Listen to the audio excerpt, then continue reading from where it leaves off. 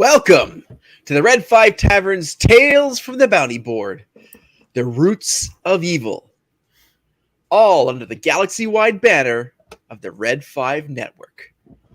And tonight we have the pleasure of playing with Kelly, playing Kalisha. Hi, friends. We've got Tina playing Venestra. Hi. We've got Aaron playing Zubov. What's up, y'all? We've got Tom playing Trixus. Hello. And we've got Chantal playing Princess Sprinkles. Ooh. I still don't know what to think. It's something. It's going to be good. So let's take a minute or so and recap how the last episode ended with Tom's adventure. So the crew, somewhat stress-laden, returned from the Shadow Realm, and they're in the Longhouse.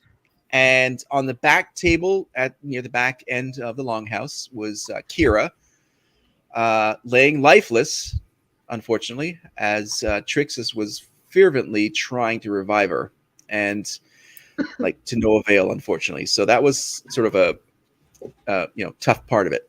And as we saw just before the end of the episode, at the front door, there was a figure, and boom, that was the end of it. Yeah. And this is where we are right now. No time has passed. We are there. So you all look at the front door, and you see this figure backlit, almost as if it's the representation of that movie poster from The Thing. You can't tell the definition. You can just see the shape. And in walks this female with a ornate, deep blue cloak and golden stitching. Gorgeous cloak. What? And she walks through the column of sentries that we saw in the last episode. Walks by you as you guys are stunned by this vision, almost ethereal looking, but she's not emanating any light, but she has this power around her. And she walks towards the table that Kira is laying on. And at that moment, when she sort of arrives at the table, the sentries reposition themselves sort of to protect her, but not to intrude upon what she's doing. But they definitely shift. And some of you who are just back from, you guys sort of shift around a little bit as they move without really considering you and not really caring what you guys are doing. They shuffle you guys around to sort of form this semicircle of protection around her. And she looks upon Kira and looks at Trixus, and then turns around to the rest of you and addresses you all and says, "Your valiant attempts have helped keep her soul near, but the travel from the Shadow Realm has taken a severe toll. I will begin to help her now." So this woman sort of positions herself over Kira, and she begins this extremely complex incantation. And Trixus, you see this, and Jones. Let's see, what? 4 minutes and 17 seconds. Yes. It's a new personal record, folks. Good night, everybody. Thanks for joining the Red 5 Tavern. Have a good night. So, Trixus, you see this going on, and she's obviously working in a different plane than you are, and she starts this deep incantation that you have no clue what she's doing. Mm-hmm. What would you like to do? Does it feel like she's giving off a positive energy, or is this like a necromantic kind of dark magic? Oh no, it's definitely positive. Okay. I think with him being so exhausted from expending all of his energy trying to revive her that he's basically just gonna let it happen. He's not gonna put up a fight or anything. Okay. Because it seems like it looks like she's there to help. Oh yeah, you all get that feeling that she's there to help, and why she's there you're not quite sure, but you're all quite relieved that she's there to help. So what do the rest of you do? You see this going on, and you can sort of see what she's doing. She's somewhat protected by this sort of semicircle of the soldiers, essentially the sentries, and you get the sense that she's taken over. Trix's is does she look like she's like not gonna pay attention to me, like she's enwrapped in like a spell or something? Yes, or 100%. Yeah, and that's why you get the feeling that the sentries are there for her, because now she's like in these hand motions and she's speaking, but her eyes are closed and like this extremely complex set of words and almost musically sounding.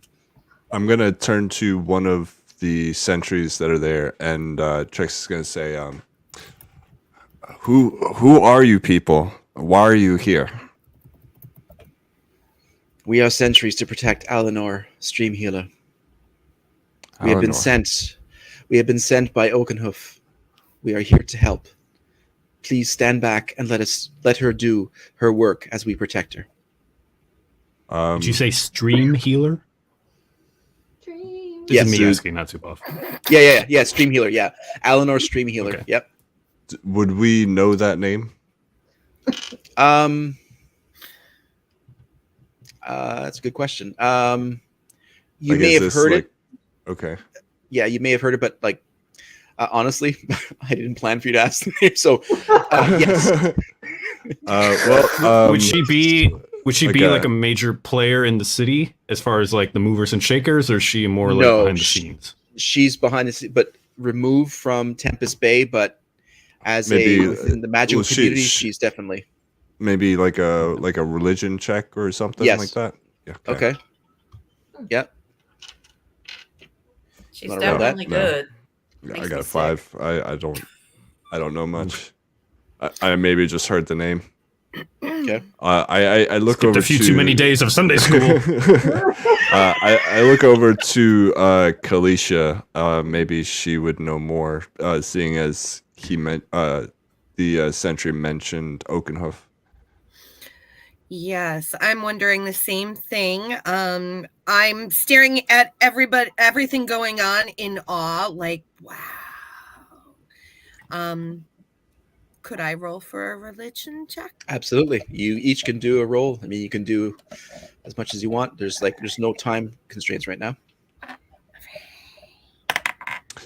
I mean, without getting too meta in it, does she look like she's a particular type of caster? Like, what is she? Or do they look like they're do they have like a certain outfit that would represent a certain thing or something? Do a well, okay, so so we gave you your roll. Like, what did you roll, Kalisha? I rolled a 9. Okay, so you're getting sort of the same vibe that Trix is. Who else would like to roll? Yeah. I rolled already. I got an 11. I'll roll. Okay. I don't think Subuff has a chance of doing this. You want me I elect not to roll. Ooh, I got a I don't think he would know much about like what magic is. Like he definitely has like a kind of pantheistic sense of like the spiritual realm, but I don't think he would understand magic as like a practiced discipline. Well, apparently Sprinkles follows her on Insta because she got a natural 20. I got a Whoa! Wow. Nice. Okay. So the person in front of you is 5'7". She weighs 117 pounds. No, just kidding.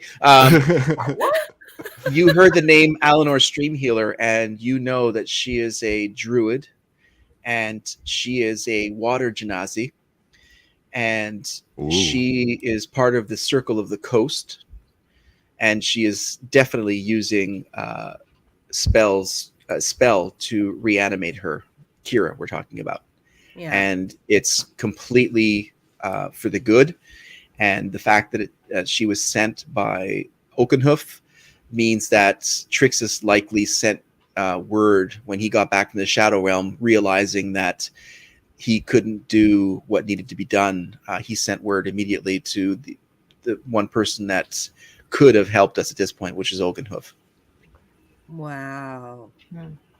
Kalisha is just like totally mesmerized by this, like wanting to learn and trying to pick something up, but doesn't understand the language. And you guys are honestly like in awe of her cloak. Is like this most ornate, intricate cloak. It's beautiful, absolutely beautiful. It looks almost like running water, but it's not. Wow, that's cool. Yeah. It's awesome. So That's one of what else I the can sentries, the sentry that you spoke to, Trixus, says that he says, please allow Eleanor her moment and her time to help your comrade. The best you can do at this point is give us space, rest. You have had a long journey, and this ritual could take hours or days. Mm-hmm. Yeah, I think Okay. at this point, knowing that things are being taken care of, he's gonna go over to the hearth with Belvedere and curl up and take a nap. Okay. All right. I'm going to go upstairs into my room. I'll ask Sprinkles if she wants to come. I'm gonna go say hi to Vader, and I'm gonna meditate for a little bit. All right. Princess Sprinkles, you're cool. You're hanging out. Yeah, I'm going with Kalisha. I'm gonna hang out with her and Vader. Okay. I'm going to the Venestra. fire. I'm going to the fire and just going to hang out because I don't really need to sleep. I just need to rest. Yeah. So Kark comes over and puts his hand on your shoulder and hands you a flask of cold white wine.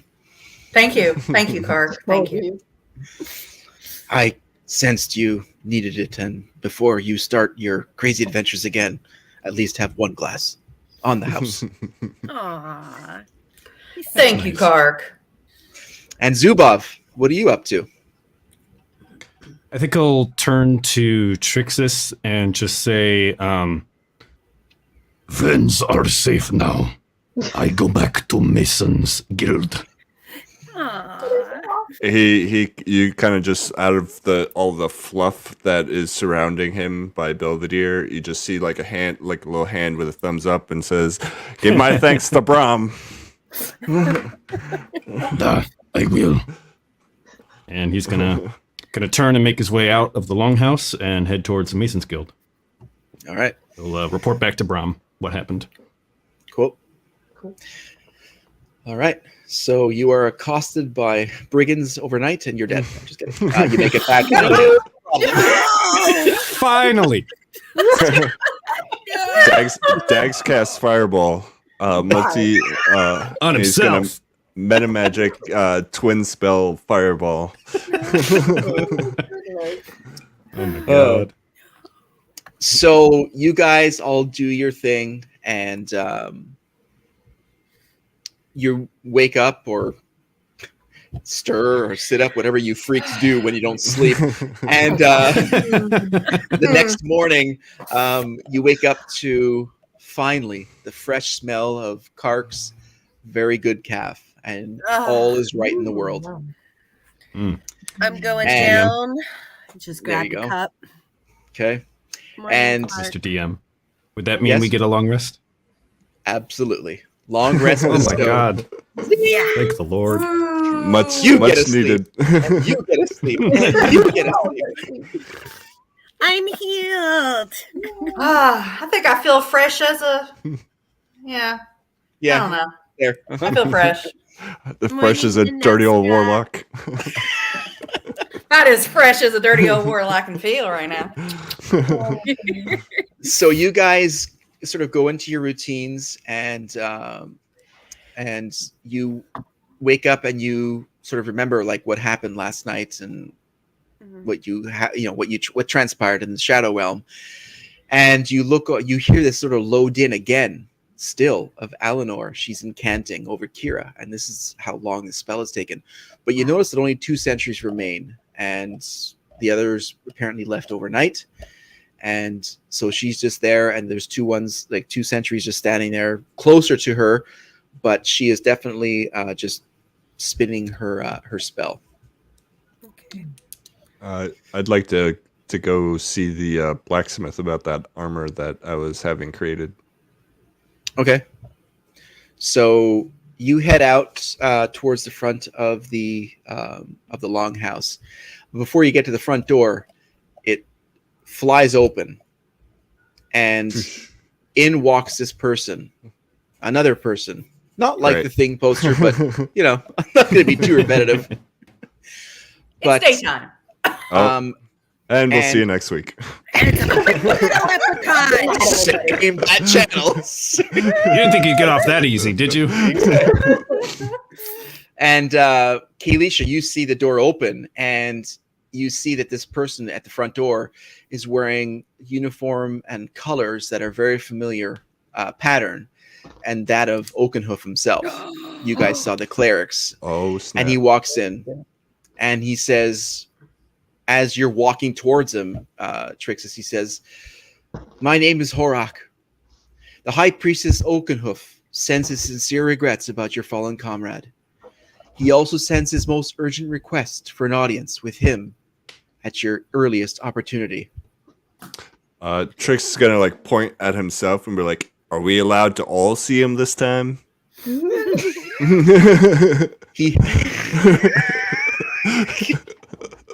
I'm going to go up to him, and I'm going to grab his hands, and I'm going to ask, "Is everything okay?"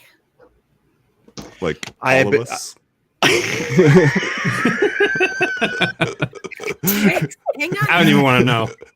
Trix, hang on a second. Last time we went to go see him, only the good aligned ones were allowed to go talk to him, and the rest of us had to go sit outside. So yeah, is he a blowhard? I guess they so. were like they were like sent out to weed the the vegetable garden while she got all the cool stuff. He says. Horak says to Trixis, he has requested the presence of all of you and will speak to all of you. All right, that's nice. And he's going to continue out the tavern. And he speaks to Kalisha. I'm so sorry. I'll be back in 5 minutes. He's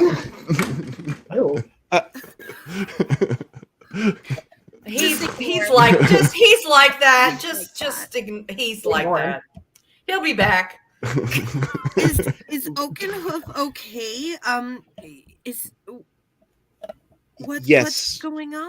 The High Priest Oakenhoof is fine, but he has troubling news that he needs to work with you, and your group has proven extremely proficient in working together and solving mysteries and defeating evil. And unfortunately, our priesthood has suffered greatly in this rising evil in the past few cycles, that we can no longer do it all together. We need help, and hoping that the one who just left can return and help us as well. He has requested your presence, and he will explain all. I know little of the details, but he is fine. But our area, our land is not. And you may have noticed this, but our nature is suffering, and suffering in the wrong way. Absolutely. I know you can count on me. This is my friend Sprinkles. Hello, Sprinkles. He looks down. Sprinkles, she'll definitely come. She's a good little druid gnome. I love to help. Unfortunately, a lot of our friends are sleeping, and I don't know where that little rogue halfling went, but I'm gonna find him. Sorry, I'll get into that later. We do have a friend that maybe we can ask to help us too. He's a really big guy, so Whoever you can send, he has sent for your group, and Oakenhoof understands that you have travelers that come in and out of your group, but your proficiency in working together is already well known, and he has asked for your audience specifically. absolutely. I must return, and at your earliest convenience, please return to the Crown of Koivu to meet with Oakenhoof. Mhm. And so he looks at all of you, looks at the rest of the longhouse, looks to see if Trixus was still there, but he sees him nowhere because he's booked it. And then he gets back on his horse and he heads south again. I'm Well. going to walk over and plop down on the couch next to Vanestra and say, "Morning."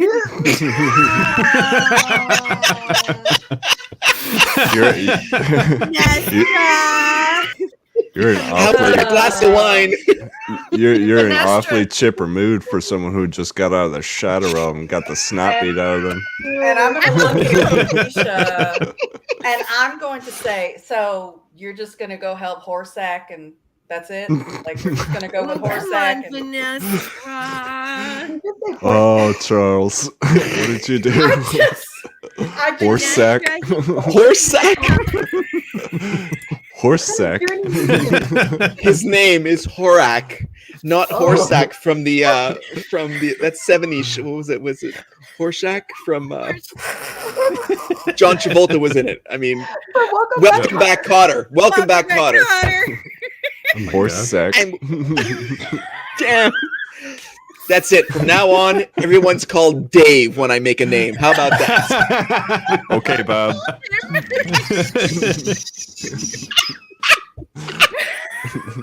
You bunch of jerks. Oh my god. Vanestra. Horak was his name. Thank you very much. But okay, okay. go ahead. Sorry. Go ahead. Vanestra. Alicia, every bleeding heart mission. Everyone. But I just am, I was basically just reborn from the dead, and I'm feeling a little bored. Yeah, I'll go. He might have a cute friend. I hope his name's better than Horsack. I mean, Thanks, Horak. Tom. That was your random generator page that I used, by the way. So wait, is it Horsack or Horsack? Whores now? Oh, Horsack or horse sack of a horse or what? Horsack. or is it a sack that belongs to a whore? That could be. Or I is have it one a of those. sack that goes to a whore? It all depends on your accent. H-O-R-A-C-H. Horak. Horsack! There's no Horse? sack. There's no sack. There's no horse. It's Horak. Oh. It's not French. It's Why? it's two syllables.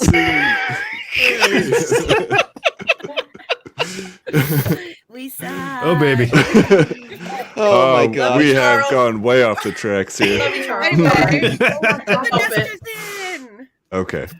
I literally said this name's like, oh, they're not gonna mess it. It's Horak. It starts with a. It's not French. It's two syllables. Here we go. Oh, you sweet summer child. Oh, bless your heart. Oh, you know how deep the depravity goes.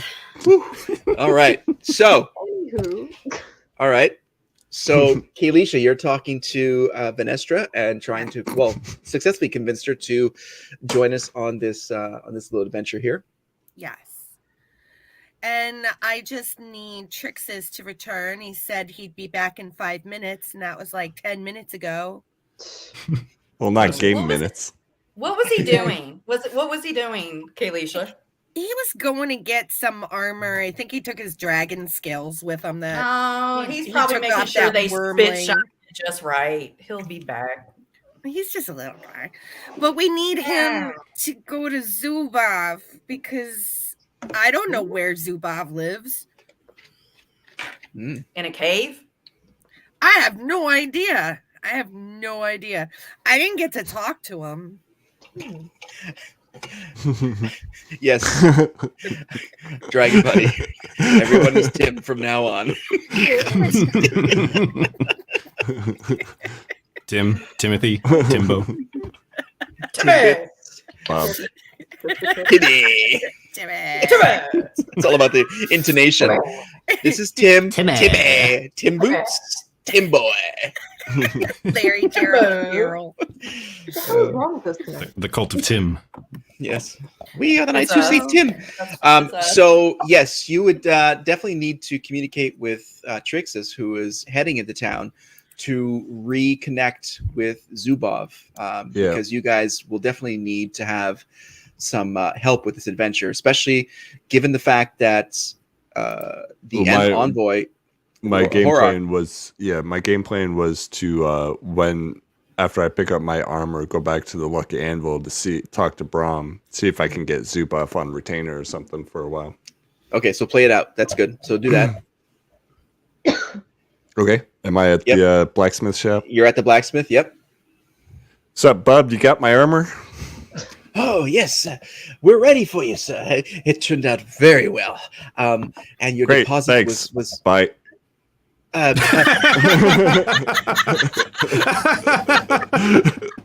So he runs out after you and says, I'm sure that you've not forgotten that there's still the 50% payment upon delivery.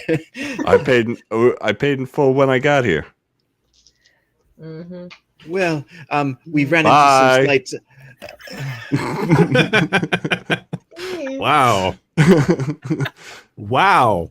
I have a 50 foot movement speed on Belvedere, so I doubt he's going to be able to catch me either way. Holy shit. Okay, Dip so in the you're blacksmith. I'm dipping out. He's running after him saying, Give me a second. $2. Now, to be fair, I did deduct the full amount for the armor, so I did essentially pay him. But you didn't hear what he was talking about. But that's fine. That's fine. But as far as Trix is concerned, he paid in full. Okay. Prime delivery. Just give me a second. Prime delivery. Where's my song? Okay. Whoa, sprinkles. Okay, so you're Where is your you song? leave. I don't know. I'm making my way to the Lucky Anvil. Okay, so you get there without incident. Did you Okay. leave it in my sack? I'm going to give the proprietary knock on the door. Yeah. Okay, and the shop, the thing opens. Shucks. Oh my. Well, you know. You have to be phrasing is I very know. important. Words are important. That- Very important. About Derail Central. about what time of day is it? Right now it's almost midday. Okay. 5 Zubov would be at his day job, basically working like a construction job for the Masons Guild. Right. So I think Okay. it'd be like whoever has the day shift for guarding the Lucky Anvil would probably Right. peek through the door. Yeah. Okay. So Maybe like a I big make my dragonborn way. or something. Yeah, I make my way in and shuffle around to sit at the table with Brahm. Right. Um. So he looks over at you and like sort of startled. So Brahm, question. Mm. I'm gonna need Zubov for a while. Anything? Think we can work something out? How long do you need him for? Well, it's the whole save the world, get the princess, kill the bad things kind of situation. So We need money then. You need money because I paid my debt.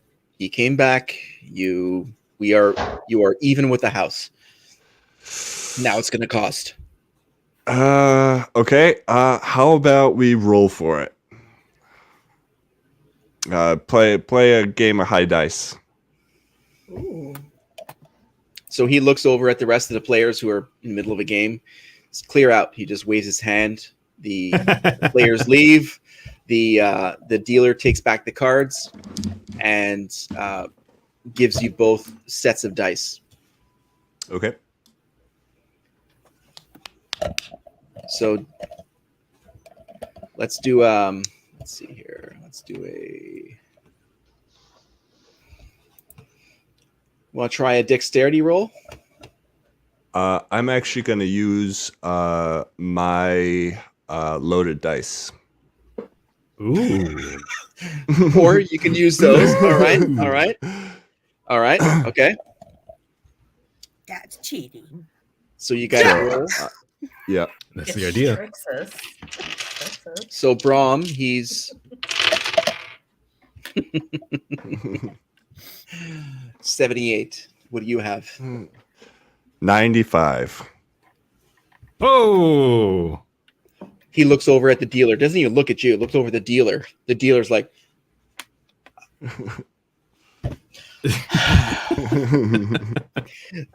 Sting style, by the way, if anybody's ever seen the Sting. Fine. How long do you need him for? Till further notice. Further notice. I mean, Roll you. He says roll again. All right.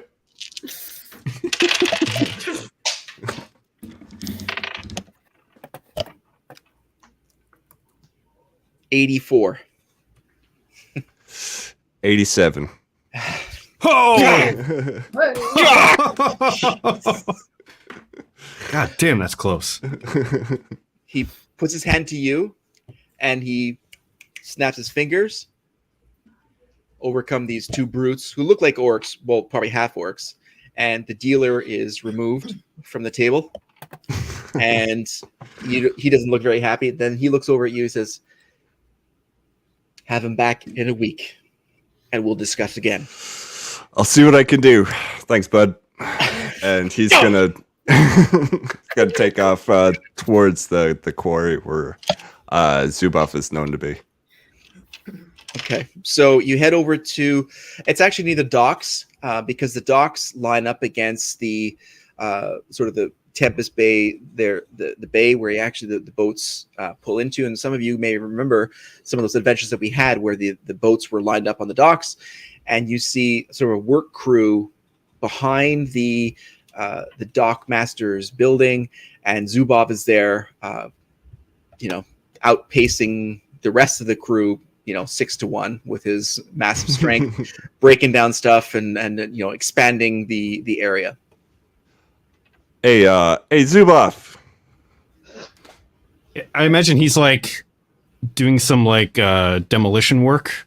Yes, on like one of the buildings, and Yes. he's basically with like 2 or 3 strokes, like demolishing an entire wall with like this sledgehammer that he's Absolutely, got. He's yes. You are outpacing stripped to the and waist, outperforming. just Yes. He's got like Zoolander, one of those like basically. big like he just rips the girder beam out and starts beating the building with the girder. yeah, exactly. And he's like, Yes. The rest of the crew kind of like keeps their distance away from him because he's fucking working, and he's like not even like out of breath or anything as he's working. It's just routine for him, and he just kind of like looks over to you and he's like, yes, what do you want? Hey, Zuboff. Brahm says you can have a bit of a vacation to help us smash some things. You want to come with us? What is vacation? It basically means that you don't have to work here. You come work for me. He understands Smash, but not vacation. Brum said okay. Yes. Brum said you're working for me for till further notice. Wow. Kind of like sets down the girder. Then he says, how long I work for you? Well, let's start with a week. That's where we're at right now. But if we need to smash more things, I hope you can continue to join us. Okay. I go get Sophia, and then I work for you. Great. I'll meet you back at the tavern. Longhouse. Yeah, Longhouse. All right. I'm gonna head back to the rest of the crew. All right. Yeah, as he's like heading out, he'll shout out to like the job site foreman, like, I work for someone else now. Be back soon. The job manager. Yes. No problems. Have a good day. And he actually hands you your week's pay, which just started. So he gives you like a little sacket of gold pieces. Oh, that's Nice. I won't ask how much because I wouldn't know. No, and he tripled it, so it doesn't matter. Okay. Aw. Okay, so above the table conversation. Zubov has a like arrangement with Brahm where basically like any gold that he gets, he like gives to Brahm, and it's like the International Bank of Brahm, who basically doles out gold for like how much he needs, if he ever needs it. So I have 400 gold right now, 200 earned from our loot. Previously, he would have given that over to Brahm. So how much gold are we talking about as far as like advanced? You got pay 100 gold pieces because you like outperform everybody like 3-1. You have you have 100 gold pieces in that little satchel that he just handed to you for your week's pay that you haven't started yet, for fear of being killed. So yeah. Okay. So Aaron knows it's 100 gold, but Zubov is like, right. Okay, cool. It's gold. I bring money. Yep. Sack of shiny things. Give to Brahm. Sack of shiny things. Exactly. So do you go to Brahm? I think he would trust Trixus's word because like he's seen Trixus around the Lucky Anvil plenty of times, and like if he's worked something out with Brahm, like that's good enough for him. Okay. He would go back to Lucky Anvil to pick up Sophia, where he kind of like leaves her be while he's working. So he might check in with Brahm, but I think like if there was something like more sinister going on, I'm not sure he would catch on to that per se. Right, and I would say that if Zubov is heading off into an adventure and he was paid, he would want to bring Brahm the money he just got, because for him, Zubov money is foreign, right? So he was like, "Hey, boss, here's money." Oh yeah. I see what you're going at. He'd bring it and say like, that's the pay for the week. Going on a journey now. Like, you tell me how much gold I should need. So he looks at you, says, "Fine, yes, Trixus, the deal is good. Money for you." He gives you 5 gold pieces. 1 week. Look at me. Do you hear me, you big oaf? 1 week, and you come back here. No more. And you come back. Or Sophia doesn't get petted 5 times a day. We go down to 4 times a day that Sophia gets petted. That's how bad this is. 1 week. Go. 7 suns, 7 moons. I will be back. 7 moons. And he looks over. Bring me Sophia. So one of the workers brings over Sophia, and he's like petting her. We take good care of Sophia. You take care of me. You come back in 7 moons. Go. Remember, warm milk, not cold. Yes, twice a day, morning and night. Yes, I know. We know. Go. He'll give like one kind of like a final scritch to Sophia. Just be like, "You'll be good." It's like a tree trunk of a finger on top. Yeah. You dislocate her neck. No, just kidding. So you she'll kind of like bad at it and like take a bite out of his finger. You'll be good, girl. Yes. Go ahead. Go follow Trixus. Take care of what you need to do. Then come back. You got it. All right. So you guys reassembled the head off. Yeah. And so Kelisha, you see Trixus is returned, and within the hour, Zubov walks in the door. Oh, good. I'm going to run up to Trixus and say, you were supposed to be back in 5 minutes. I really, really need your help with Oakenhoof. Is there any way that you can get Zubov to come? Kalisha, check out this new armor I got.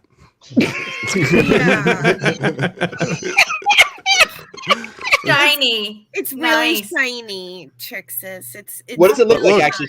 Describe it. What does it look It's like, for him, it's like plate armor, like knight's armor, and it has just like rows of these green scales all the way across it, like banded scales. And like big shoulder, like the plates go across his shoulders, like big pauldrons and stuff too. It is Nice. really nice, Trixis. I do really like it, but we really need to go get Zubov to help. And I don't know where he lives or anything like that, but You know, I think I ducked out on some extra money that armorer wanted. I'm probably gonna have to go back and talk to him at some point. Trixis, are you listening, Trixis? Yeah. Zubov's coming. He'll be here in a minute. Oh, goodness. Okay. Meanwhile, Dungeon Master Vanestra's took still notes. sitting over there going like, Jesus. Oh, thank God. Okay. All right. I'm going to go grab my bag of holding. Maybe I'll say goodbye to Vader. Should I bring Vader? Should I leave Vader? Up to you. It's totally up to you. Does the Longhouse have a kennel service? Kirk, like Vader. Kark I is a think I'll leave him with Kark. master of services. I think I'll leave him with Kark. Okay. Yeah. All right. Okay. So I go upstairs and grab my bag of holding. Okay, so you're gathering your stuff, and as you sort of finish gathering your stuff, in walks Zubov.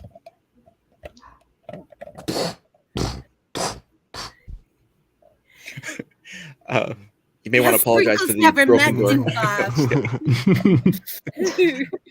Oh, Goliath's here. All right, Kalisha, what was the hubbub with the guy from before? Okay. What do we gotta do? Down the stairs. I have my bag. And I have my wolf pouch. I don't know if Sprinkles hopped in my wolf pouch yet or Okay, when not. I find my underwear. You gave it to Jim Bob. Oh my gosh, you got Oh it my back God. to Jim Bob. Oh my God. Jesus. Oh my God. Sprinkles, put that What? away. It's on your head again. You have no idea how much that's worth on eBay. Oh my gosh.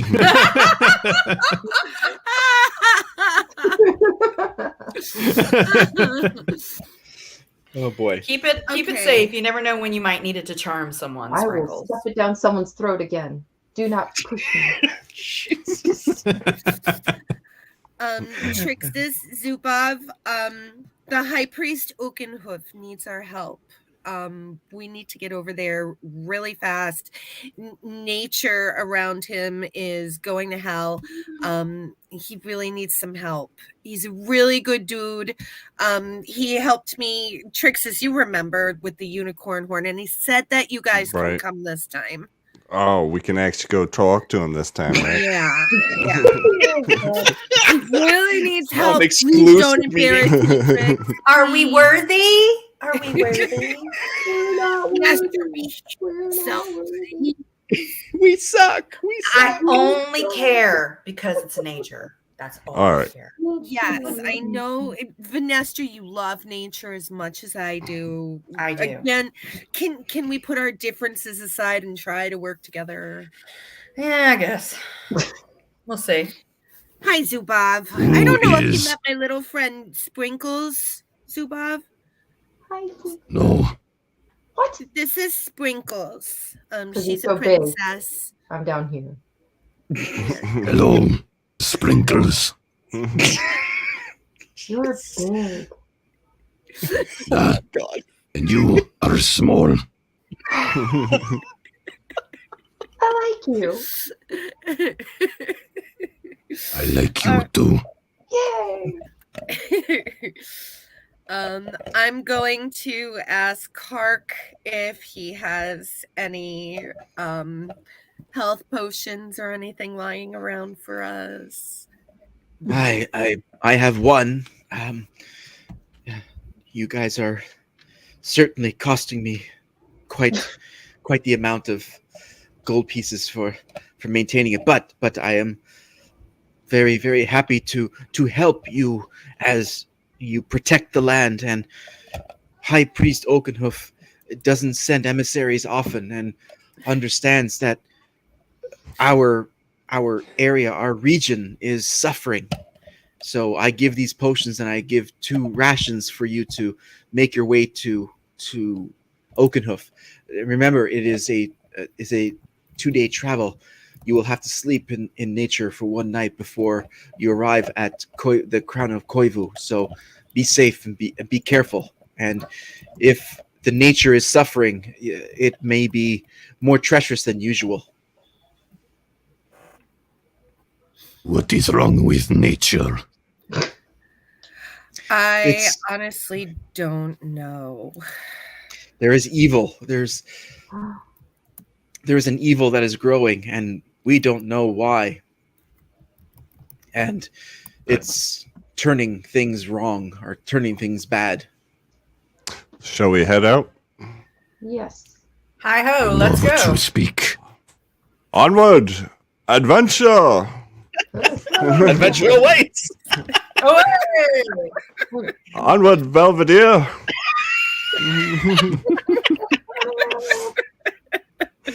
All right, so you guys head out, and it's just past midday, and so you guys travel pretty much uneventfully. Again, you guys are familiar with this road. It's the South Road.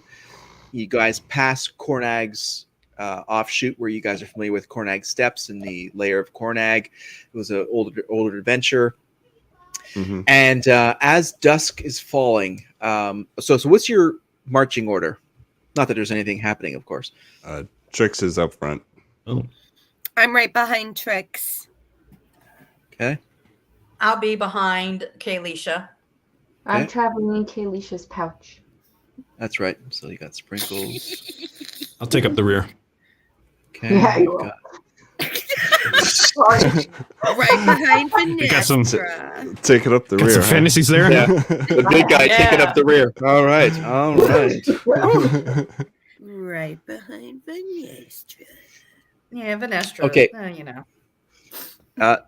Trixis, can you roll perception, please? Sure. Perception. 10 total. So, as you guys are making your way down the South Road, you see off in the distance, quite far, sort of movement in the right-hand side of the road, like the forest and stuff like that, and you sense that there's something going on. There's a rustling of the brush of the wood, and you definitely get a sense that there's something going on there. There's movement in the brush. Yeah, and you can't see it, but you perceive that there's something going on quite far ahead of you, but there's a pattern, or at least an event that's going on that hasn't been part of what you've seen for the past like 6 or 7 hours that you guys have been traveling south. Is there any noise coming from that direction? It's hard to hear, but you see the visual more than you hear the audio part of it. Okay. Trix Does it look like it might be? Sorry. Does it look like it might be like animal movement, like a herd or something like that, or is this more unnatural? It's unnatural, but you don't really see it yet because you're at the back of the column. But it seems like some sort of animal movement, and for the past 6 hours, all of you realize that the forest itself has been much more quiet than it was when you guys first traveled this road down to go and see Oakenhoof. It's more eerie, more silent, and this is why this event or this shuffling or ruffling of the wood jumped out more at you. What how far away is it? This movement? probably about maybe 60 feet, somewhere in there. 60, 65 feet ahead of you. So it's quite far away, but it's significant enough that you saw like sort of thinner trees and sort of smaller brush moving along the side of the road. Trix is up front. He's going to notify the rest of the team that something's going on up there, and like some hand signals, like something's going on, and gonna move up, see if we can see something up closer. Okay. So the rest of you guys, you sort of pause as your column marches, and Trixis, you start to move out forward. You're sort of taking like the point position as like a sort of scout to go and see what's going on. All right. Yeah, So I'm not like being quiet or anything. I'm just just moving forward. So you move maybe 5 or 10 feet, and you see burst out, and all of you see it because it's quite apparent. But especially Trixis, you see burst out is this deer, sort of running from the right-hand side, bounding across the road, going towards the left, and behind it is this black bear, and like chasing it, trying to capture it. And before the deer, and it, like again about maybe 55, 60 feet away, the bear like swipes at the deer, and you can see it gets hit in the back hindquarters, and the deer falls and like skids into the road onto the left-hand side of the sort of the road that you guys are on. And the bear slows down, realizing he got a hit, and it sort of like realizes its kill. So it sort of slows its pace, and like you can see its massive paws. And all the time, it does not. None of these two creatures don't notice you guys at all because you're that far away, but they're in their own world.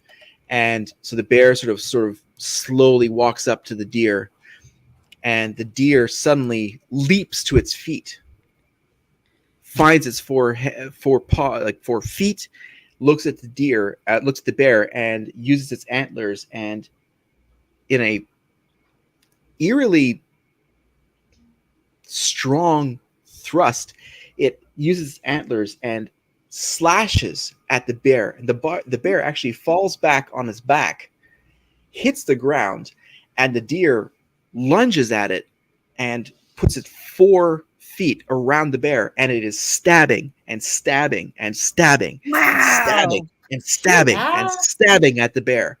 That's not normal. That's dark. Alicia. That's That's not normal. That's Are not you normal. seeing this? Flying. I am. All of you are seeing this because it's this apparent, because you guys Yeah. That's stop. not normal. Trixis like immediately stops, and he looks back at the others and says, "I guess this is what Oakenhoof is calling us for." Yeah.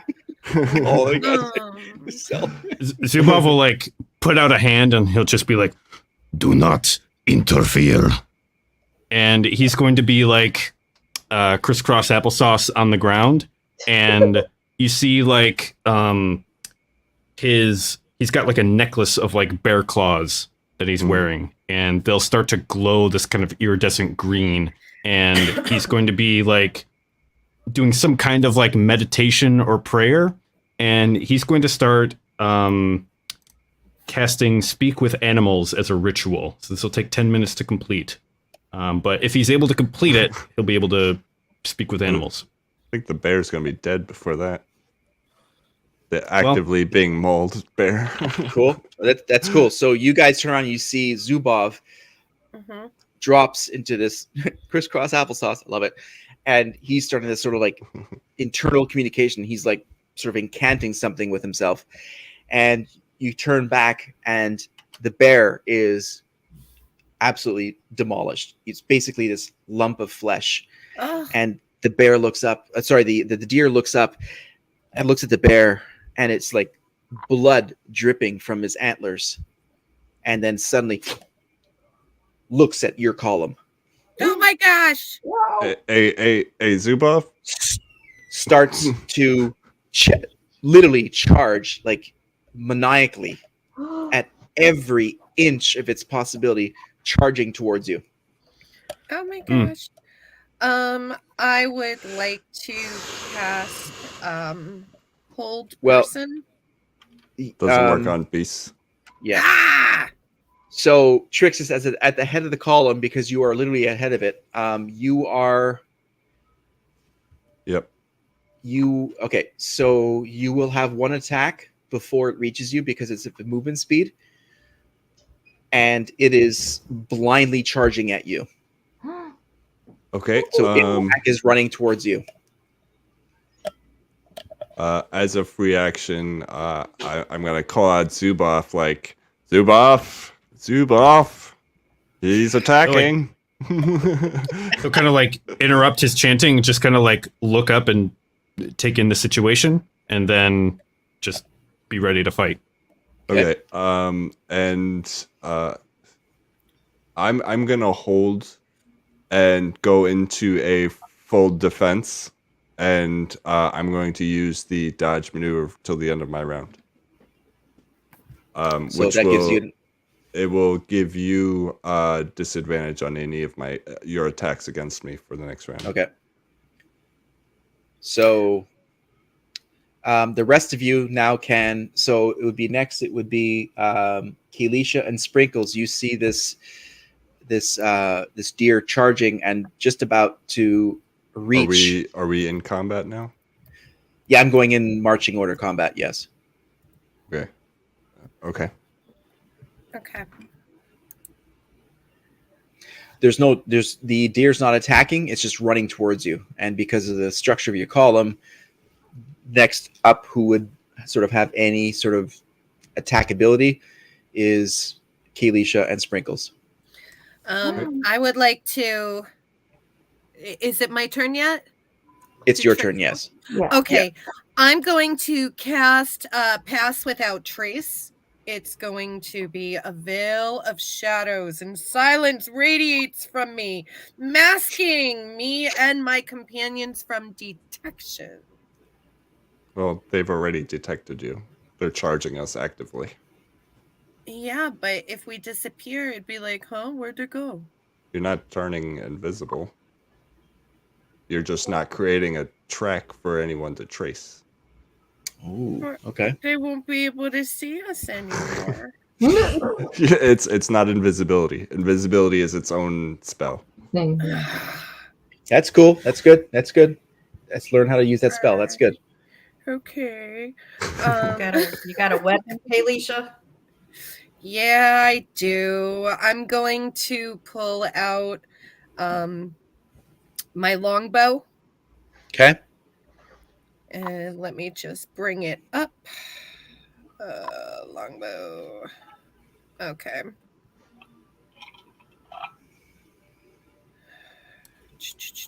Where did it go? Okay, there it is. 1d8 2. And 1d8 plus 2 plus. Oh, I forgot to roll to hit. Yeah, that'd be nice. Okay. Well, how far away? 20 to hit. I'm sorry. And what is she using? The longbow. Oh, yep. Sorry. It's okay. Dirty 20 to hit, and hit. it is 3 hit points damage. Okay. So Kelisha launches a longbow and an arrow at the deer, and it strikes very well. It stumbles almost to a stop, but it has this possession. It's like it's breathing and moving towards you still. It is greatly slowed. So it's about maybe 10 feet away from Trixis. But Sprinkles, it's your turn. Oh no. And all of you at this point notice that its eyes are like black as midnight. Whoa. And its breathing is very erratic and labored, but extremely it's not natural. All of you get this feeling it's not natural, especially you, Venestra. You see this and there's something going on here. Dark, very dark. All right, let me see. What do I want to do? What do I want to do? Nothing seems to be. All right, I think I'm going to go for. I'm going to use my crossbow. Okay. Launch that toothpick, girl. I know. Get it, Sprinkles. Get it, Sprinkles. I always picture like Master Blaster, like little tiny. Oh! Like, Master Blaster says you cannot do this. Did Sprinkles hop out of who my owns pouch? Barter Town? Yeah. Okay. Barter down. Well, I could technically, it's a crossbow, so technically I can use it from inside your pouch. Absolutely. Yes. You just pop You yourself out peek the out pouch the and there you go. pouch. Yeah. You can peek out and go. All right, well, I rolled an 11 to hit. That is a miss. Damn it. It got You caught skulk on back my in. boob. Sorry. When that happens. Don't you hate it? That always happens. All right, Venestra. So you see this, that the deer is like skidding, but still rushing towards you and, well, Trixus primarily. And the crossbow bolt from Sprinkles just missed, but you're up. And I don't have any arrow or longbow or anything like that. You're about 15. So- You're about 15 feet away. So what's your movement speed? 35. So you can definitely close that an attack. Yes, because what I'd like to do is I'd like to draw my longsword Okay. and I'd like to rush it and try to slash it through the neck. You can do that. You're not going to use your fancy new sword? Well, I mean, the rapier? Yeah. It's gonna get jealous. The rapier. Rapier. The rapier. I said the rapier. Started with me today. All three syllables were said. A rapier. The rapier. I did say 3 syllables. Oh goodness. Since we want to have a flair for the dramatic, what's the damage on that? Let's use the rapier. What is that damage? That's a good question. Very careful on those syllables. The rapier. I am. Let's use the rapier. All right. So can you roll 20, please? Yes, and the damage is 1d8 plus 2. So I want to remember Nice. that. Okay. Yeah. 19. That is a hit. It's a roll for damage. The 8, right? Okay. 2 plus 2, right? So it's 4. Yep. So you guys see Venestra just leaps from the column and rushes the deer as it's struggling to get towards Trixus. Takes out this really cool looking rapier and slashes and kills the deer with one blow. Good job, Venestra. And then she takes her cloak and Nice. just wipes the blood off of it. It's like, yeah, that's good. Puts That's it good. away. So you're doing your little cloak rub, and Yeah. you look down at the deer, and as you're seeing this deer die, you see this black ooze seeps out of its nostril, Oh, hits the ground in this pool of black, and then seeps into the earth. oh. Oh, I don't think Like I want to actively take my... seeps in like an ooze, like a Yes. like a thick viscous liquid kind of ooze? Yes. Or, Yeah. Okay. Like almost like black tar okay. flows out of And its nose. And Oh, I mean, what I'm asking is like, is it just like, does it look like water just sponging into the ground, or does it look like it's actively moving, like it's like a gelatinous ooze kind of thing? it looks like a bit of mix of both. It has sort of this viscosity to it, and you can't really tell whether it's actively leaving the body or if it's just oozing out of the body. That's weird. That's not good. If I grab my arrow, is that black ooze that's on my arrow tip going to infect me? Well, you didn't hit it. I got no, you the did. You did. hint. Yeah, that's right. Yeah. You did. Oh, that's right. Sorry. Yeah. You pull it out and you look at the tip, and there's nothing on it. It's the blood. Okay. Nothing on the tip. All right. I'm going to ask Vanestra if I could wipe this on her. Since it's already stained. It's already have it dirty. Come here, you big baby. Wipe the blood off here. Good God. Come here. How do you ever eat anything? I don't even know. Do you want its antlers? Do you want the antlers, Kaylisha? No, you can have them. Nah, they're awkward to carry. Maybe I'll take its foot. Do you want me to put the antlers in my bag for you, and I'll give it back to you? At Yeah, the I might cabin? be able to make a blade or something out of it later.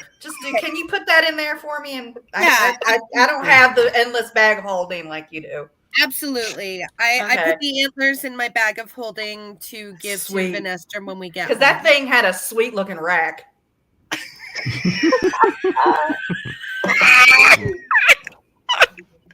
Oh. I see. Would what you did there. Worth an extra.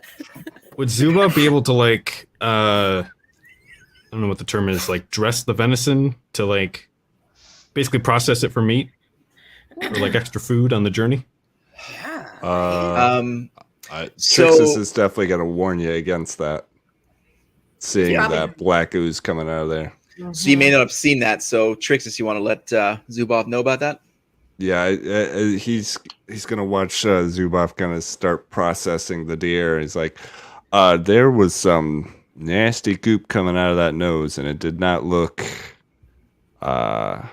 edible, shall we say. Probably not worth the risk. Where is Black Ooze now? That's the problem. It's not here anymore, and I don't know where it is. So deer is good. Deer, no good. It does not have black ooze. Yeah. Yeah, but the ooze could have left something behind. Zuboff, no. Zuboff, no. Zubov, bad deer. No. Very, very bad deer. Zubov, cart rations. Bad deer, Zubov. If like, you're a hungry Zubov, we all have rations. So we can't. Okay, so the ooze is gone. So we can't even roll. Try to try to see if we could see what that was or anything. Or No, it's gone. It's okay, Yeah, just dispersed into the ground and gone. Yeah. Okay. I'd like Alright. to burn the deer just to be sure. Ooh. All right.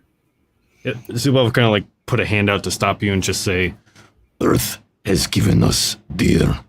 We do not waste. We waste. And he's going to set it on fire. Oh shit. Holy sh- okay. So Zubov, you see him set this deer on fire.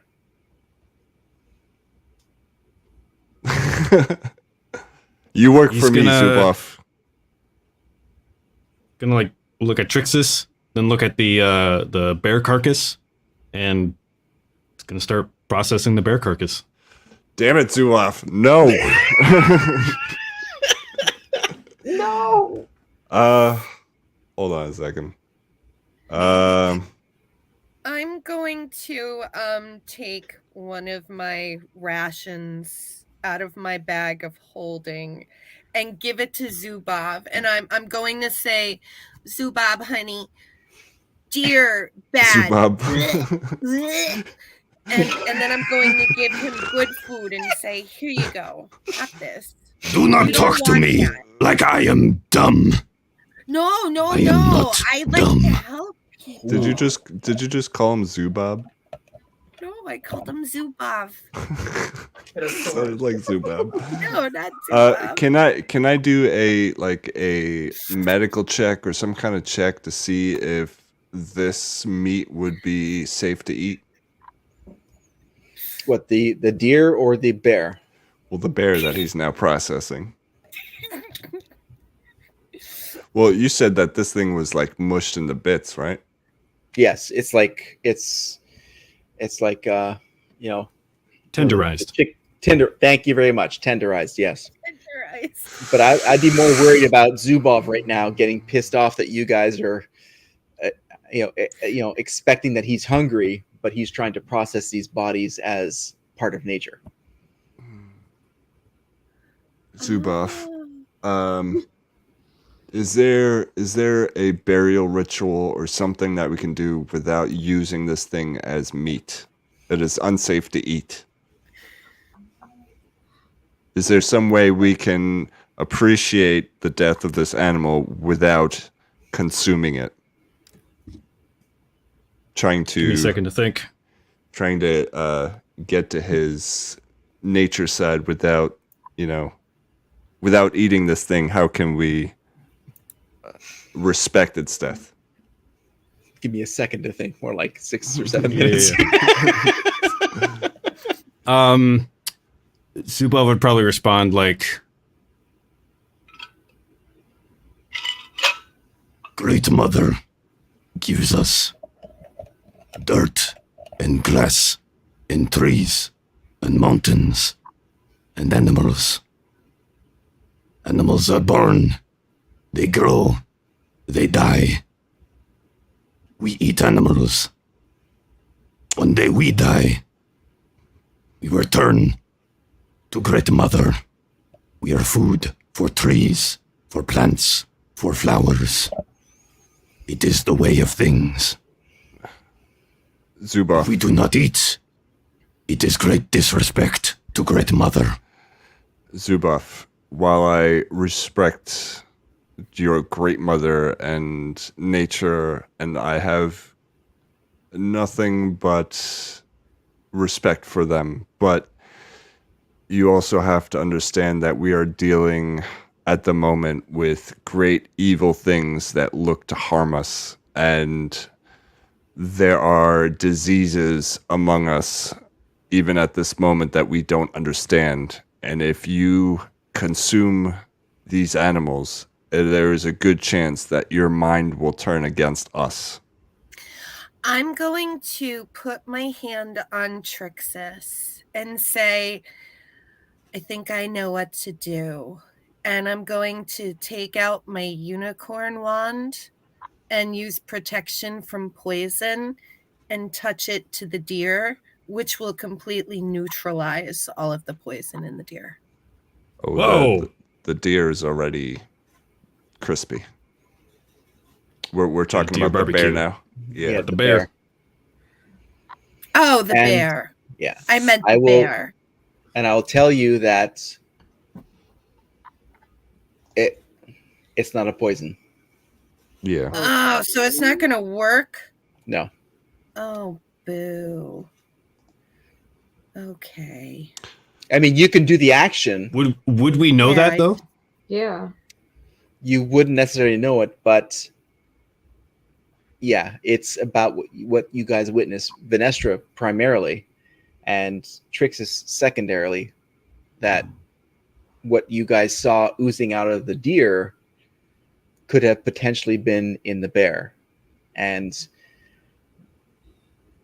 Yeah. I Yeah. think this is more than just poison. This is a possession of some kind of dark magic, an infestation, if you will. Great evil. Spirit.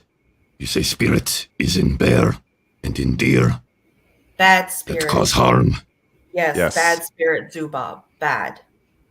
Which Bad makes spirit. meat bad. We have to dispose of this body.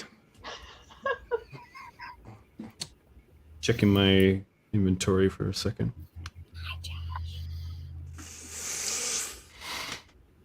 Okay. We bury the bear, but we keep its skull.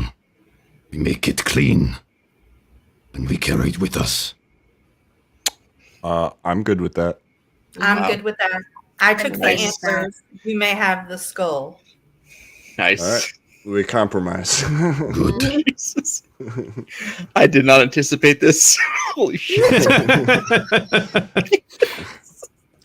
Can we fantastic. go Outlander. like And like an hour later, we're all done and packed up, and we're Yes. on our merry way. So you guys prepare the skull to Zubov's liking. Zubov, will you carry the skull? Would that be something that you would carry? Yeah, it'd probably be like on his hip or something. Yeah. Okay. And yeah, probably like as we kind of like leave this whole situation, his temperament seems a little bit different. He seems like a little bit off compared to previously. Okay. Understandable. So at this point, it is now dusk, and you guys know that it takes a full day of travel to get there. So you guys know that there's going to be a camp involved before you get to the Crown of Koivu. Okay. Okay. I'll take first watch. Where do you guys like sort of like go off into the into sort of the forest to the side and make camp sort of thing? I'm gonna follow. Probably. Yeah. I mean, really. Can we light a fire? Is it safe to light a fire in this weird ass forest? Well, you guys are in the massive forest of the Dragon Spine. It stretches miles and miles and miles from the Crown of Koivu, in fact, all the way up almost to the Longhouse. So it is no Sith Care Bear. It's the Crown of Koivu, not Coitus. Oh my goodness. Cannot with us. My boyfriend. Just to be everyone. clear. I In want the to spirit crown of Coitus. Words are Zubov. important. I'll have Sorry. a talk with him later. The Crown of Koivu, that's the forest? No, the Crown of Koivu is where Oakenhoof is located, and that's Okay. further south, and it's going to take you basically a half day to get there still from your But we're in sleeping the big area. forest, right? But now you are in the forest of the spine, the Dragon Spine. Well, I think, I always say maybe a fire. It might be good. We can sit around it. Hold on. I think I have something.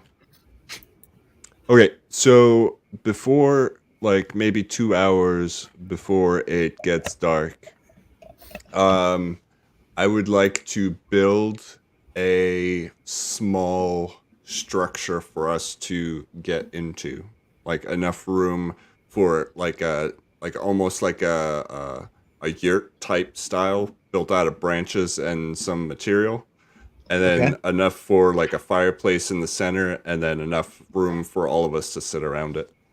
Nice. I'm going to take out my Glimmerweave, which now has the galaxies and stars and moons all over it swirling. And I'm going to cuddle up with Princess Sprinkles and put that over top of us. Okay. And ask then, Minestra if she wants to get in on this. and then No, thank you. What? I think I'm Ooh. good. Loser. No, thank So, you. I'll on- sleep around the fire. on the I mean, you're okay with this happening? Yeah, that's totally Okay. fine. Yeah. So on the structure itself, I'm going to cast non-detection. And that lasts for 8 hours. Okay, so let me just cross this X over here. All right. So you guys have an uneventful night of relaxing sleep with I meditated. fantastic shift work, and you're a bunch of jerks. All right, so you guys wake up. And then we leave the yurt and a dragon attacks. And it burns us Yeah. all. No, I didn't say that. So I you still guys have leave the PTSD, yurt and you dude. see a wyvern attack you. No. You guys wake up the next morning and I'm wearing your brother. your armor. So you guys make it out of the. You guys wake up the next morning uneventfully. You had your rotation for security, and nothing happened overnight. And you guys have a short, maybe 6-hour trek to get to the Crown of Koivu. Yay. Okay. All right. Let's All right. hit the road, guys. Do Pro- this. Probably at this point, like, Zubov's going to be there and kind of like participating in everything, but he seems just like off or like kind of disconnected in some way. I think Trixis would pick up on his unusual behavior and Okay. kind of like ride up next to it. Like as we're walking, he's gonna ride up Belvedere next to Zubov and kind of like give him a nod, like, "You okay?" I do not like to see dead bear. Oh. I know it's unfortunate. Is that one of your family animal things that you guys got going on? That's what you guys do, Family right? animals. He doesn't give a crap about lore. Sorry. Go ahead. This is fantastic. Okay. He'll kind of be like a little confused, but just be like, My tribe does not worship animal, but I was raised by bear. Ah, makes sense. You smell like one, definitely. I'm gonna walk over Thank to you. Zubov because I overheard it, and I'm gonna look all the way up at him and say, "Do you want a hug?" Duh. I'm gonna Oh, give he's gonna be mushy. I'm gonna give one of Zubov's legs a really big hug. Actually, that looks wrong. just gonna like pat you on the back. So you straddle his massive thigh and provide him warmth. Hell yeah. It's got a lot hotter in here. Moving right along. Yeah, and then I go back up to the front behind Trix. Okay, so you guys make it to the Crown of Koivu, and as per usual, you guys remember from the last time that there's some clerics that meet you at the entrance and recognize you, and they escort you into the main building. But it's not the building that you guys. Well, first of all, most of you didn't even go in the castle or the the main building. You guys were outside weeding the the tomato garden or whatever.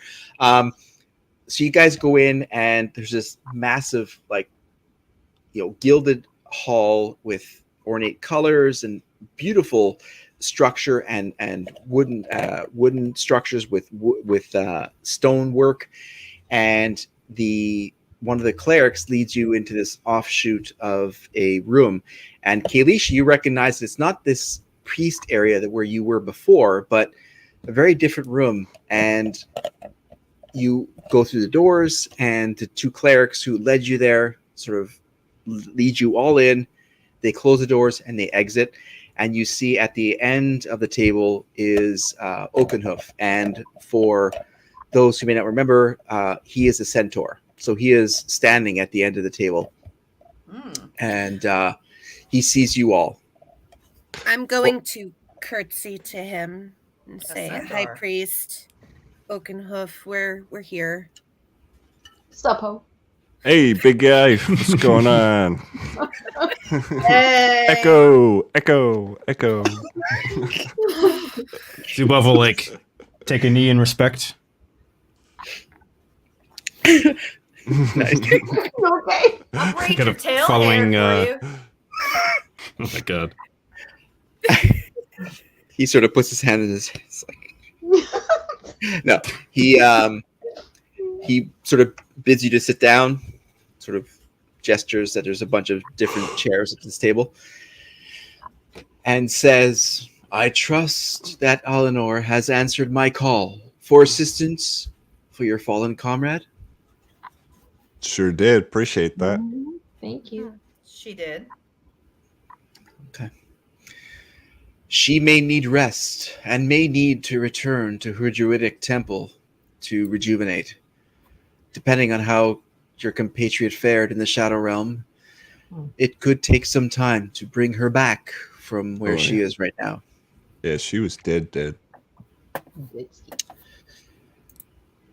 I am lifted by the presence of you all, for we are fighting an evil that we have not seen for ages.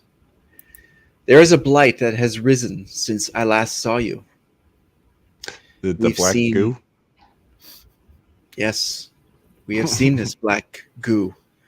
We've seen the hints, the shadows for a time, but recently it has worsened. Have you seen this black goo north of Oh, us? yeah. It's Oh, Yeah, yep. Yeah, we Please, kicked its ass unfortunately, back on the yes. road. We explain, happen to please. see it. You saw it.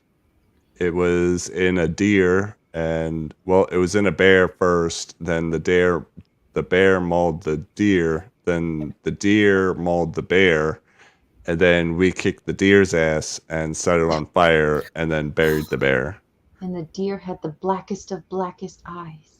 Yeah, but And before the- we could make any before we could ascertain what the black goo was, it seeped its way into the ground, and it was gone before we could get any kind of clues from it. It's a symbiote. Tiny one. I'm not familiar with you. What is your name? My name is Princess Sprinkles. Princess Sprinkles, and he bows to you. What? What did you say about the eyes? They were black as black can be. Like yours.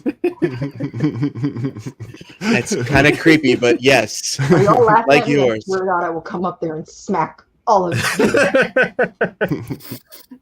Bob didn't say that.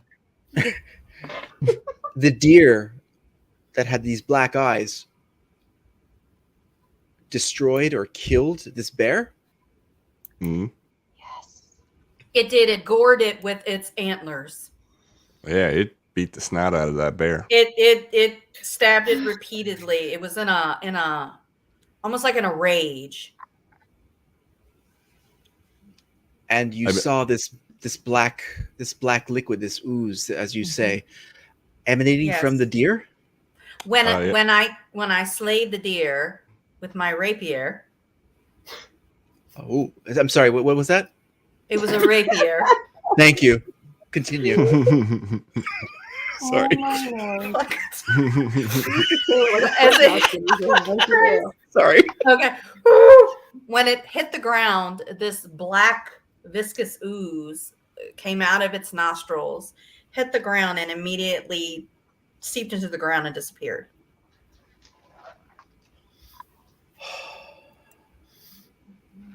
This has been infecting the lands between here and Tempest Bay for weeks, if not months, and our priesthood has been decimated. As my envoy has already told you, that it has been killing Is our the, ranks. Is the black goo an entity? It is the essence of evil. We have not been able to capture anything with it. It is there and it is gone.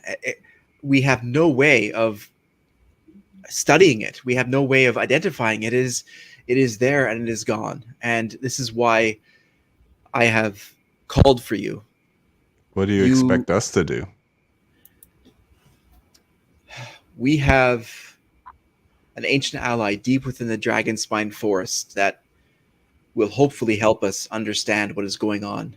The forest seems to be infected with this evil, and the animals within it have been randomly infected with this evil. We cannot predict it, and if we have found an animal that is infected like you, we take down this animal who's charging us, and we believe us. We do not want to kill any animals. Animals are our life from which we take, and we trust that you will try to not take any animals or creatures within this forest without the most dire need to protect your lives. But we must find this evil and its source and evidence of what is going on. And this is why we have sent for you. I have sent for you, and I will be in your debt to Okay. help us find this So no more source. no more forest animals starting now. We have all faced That these bear. infected animals as last action because they have attacked us without mind. They are zombies. They are controlled by the evil. We have no choice but to destroy them, and it pains us within our heart to take out these animals. But if there's any way that you can find evidence of this ooze, this darkness, this evil that is emanating from them, bring it back to us, and we will study it immediately. And I beseech you, find our ally Oldenor within the Dragonspine Forest. He should be able to help you. He is an ancient creature who has seen these creatures from ages and should be able to help you. Before we go, his name was Oldenor. Oldenor. More. Holden whore? Oh my god. Menestra. the I oldest beseech you. whore. I beseech you, find Paul Paul! deep within the forest of Forest. Okay. Before we go, do you know of any way if we were to somehow extract this black ooze, do you have a way we can contain it? Some kind of vessel or maybe a red and white shaped sphere that, maybe we can catch it with. He like taps on A like he's got this sort of like You're gonna throw a Pokeball at it? you got to catch them all. So he like slams on this sort of like this pedestal, and the doors open and bring us vessels, bring us flasks. So this one cleric leaves again, comes back, and he provides you with about 5 of these like very ornate bottles. Use these flasks to capture or contain or gather evidence of this ooze. How do we know that these vessels can contain something if it is sentient? We don't. But we have imbued these flasks with magics that will hopefully contain the evil within inside of it. Fair enough. You guys ready? Yes. Yes. So we'll each take a flask. We'll each take a container, right? A Pokeball. I'm ready. What does Oldenor look like? That's probably a good question. What manner of beast is he? Oldenor is an animated tree. He will blend in with the forest. But once you speak my name, he will reveal himself. Are you saying he's an ent? Essentially, yes. Hell yeah, let's go. I'm always Yes, in the mood to wisdom talk to a of the tree. forest. That was a brilliant question. So you guys, so he says, Oakenhoof says, we can provide food if you need, but other supplies we do not have. It's not going to take him like 3 days to say hello or some shit like that, is it? No, it's not going to. And he says, the forest of Dragonspine, the Dragonspine, is one that you've passed on the way here. He is relatively in the middle of it. It is perhaps half a day's travel from here. Okay, so he gives us like coordinates and like directions. Okay. Yeah, so basically you got to sort of backtrack, and he suggests that you follow somewhat the Dragonspine mountain range to get into the forest, which is the quickest way to get through and underbrush and stuff like that. Okay. I am going to go up to Oakenhoof and again curtsy and bow my head. We will do our best to serve you, High Priest Oakenhoof. This is just tearing me up to hear this. As it is with us, Kalisha. and I trust that our divination of your weapon has served you well. So far, so good. So far, so good. Thank you. Your compatriots here seem worthy, while not necessarily the kind or type that I would normally associate with. I I'm trust. worthy. What? I do like them. I do like them. Oakenhoof is not laughing right now. It's me.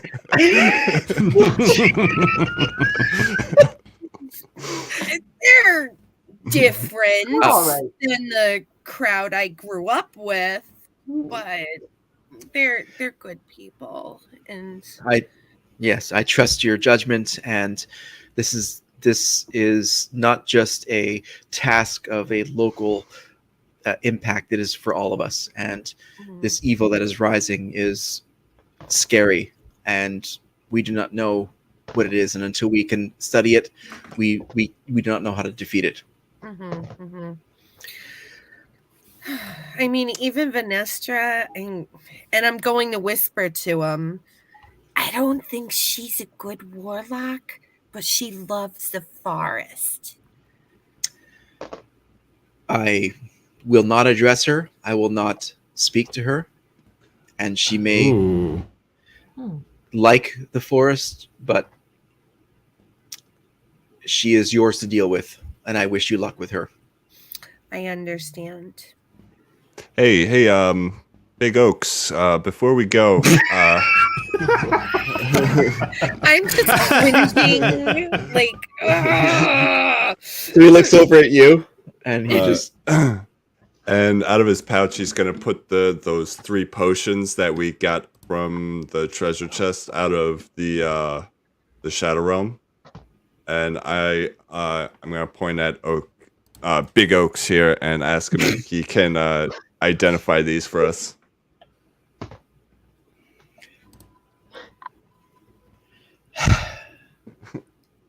Hey, can you tell me what these do?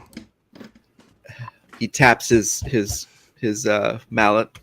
In come a couple of clerics, and he motions to the potions. When you return with whatever you find, I will identify these bottles for you. The motion of the potion. Yeah. I'm just like cringing, like, guys. Big Oaks.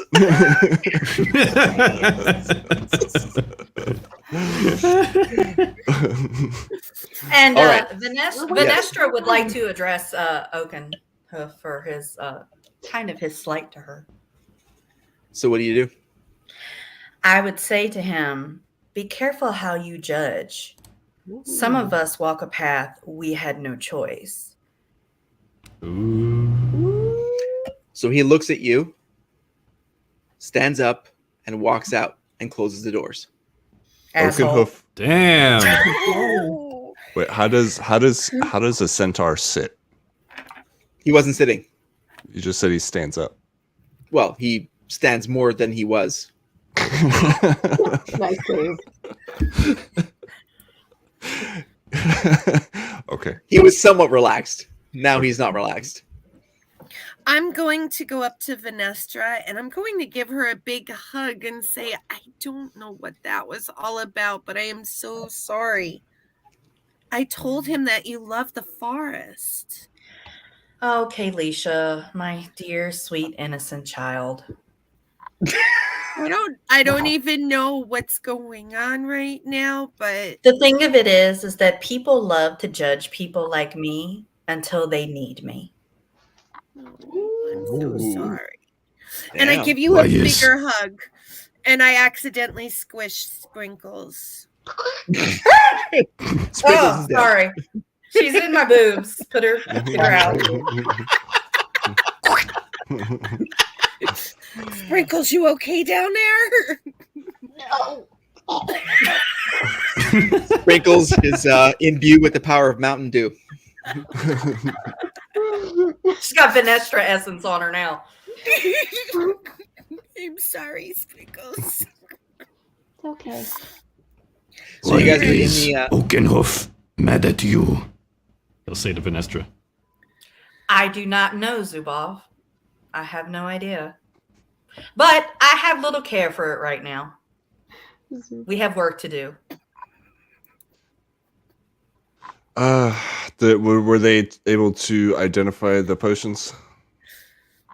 Not now, no. He said once you come back, Once we're you'll be able done. to identify them. Yeah. Once we come It's back. Yeah, Yeah. it's not like Need them. Walmart. It's not like a Walmart scanner.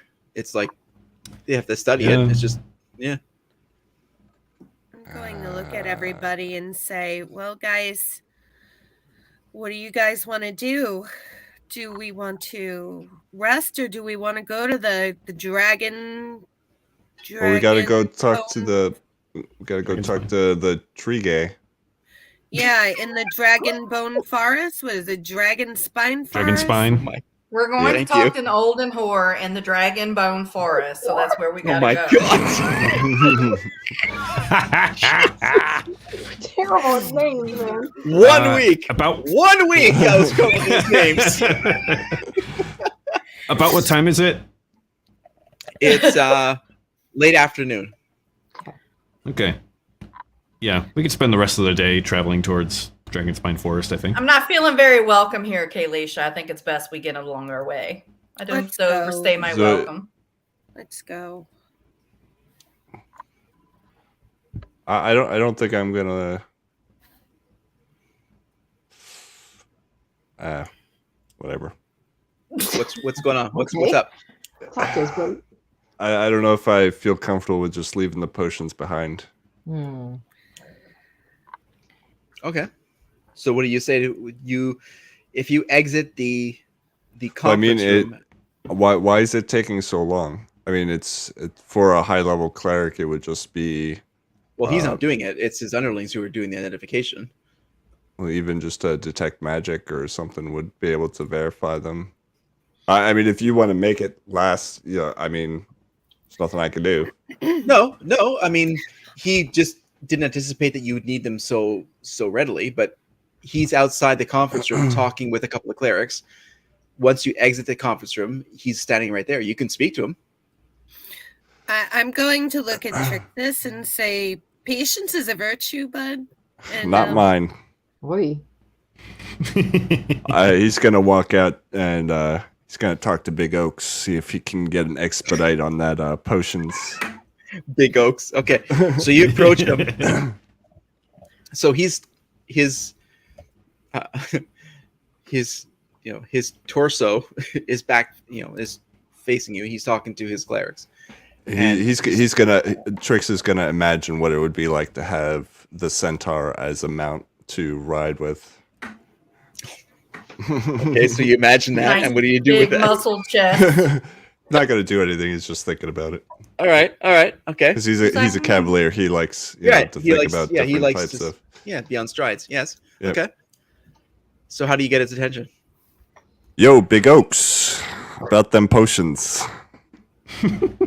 We're going into the danger zone. We might need them on the way.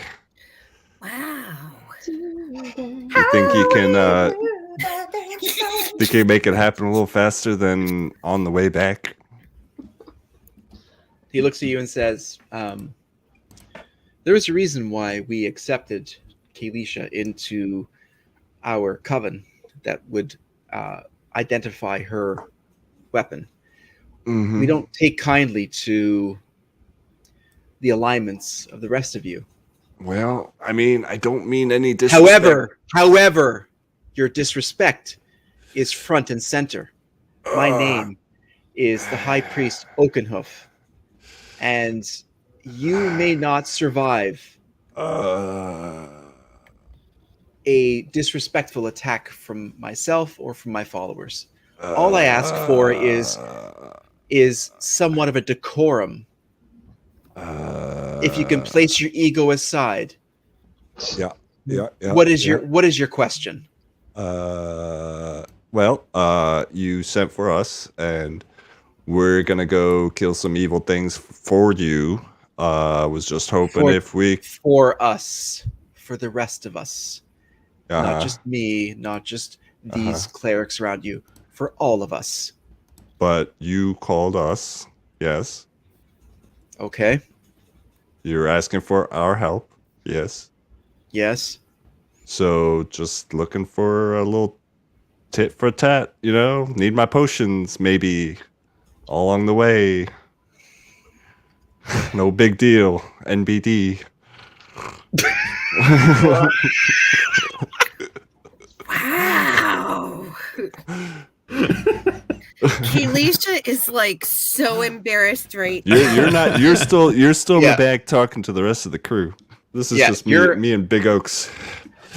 Chick's just trying to get some weed from his dealer on advance. Yeah, right? Kelisha's jaw is on the ground right now, actually. So he looks at Trixus. He says, "It is your type that we hope to save in the future. And with the leadership of your compatriot Kelisha, I will give you and grant you this request." So he snaps and points at two of the clerics. Who have the potions. They go off into a room, and he stares at you.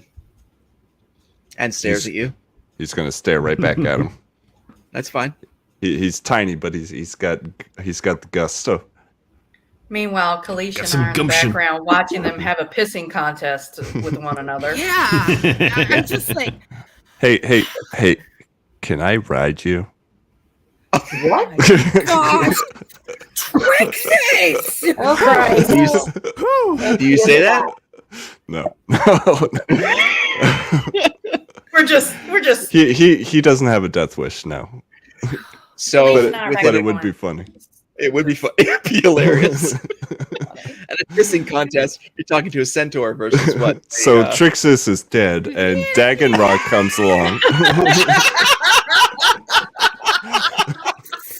I do not want Dagonrock. So Trixus is still alive.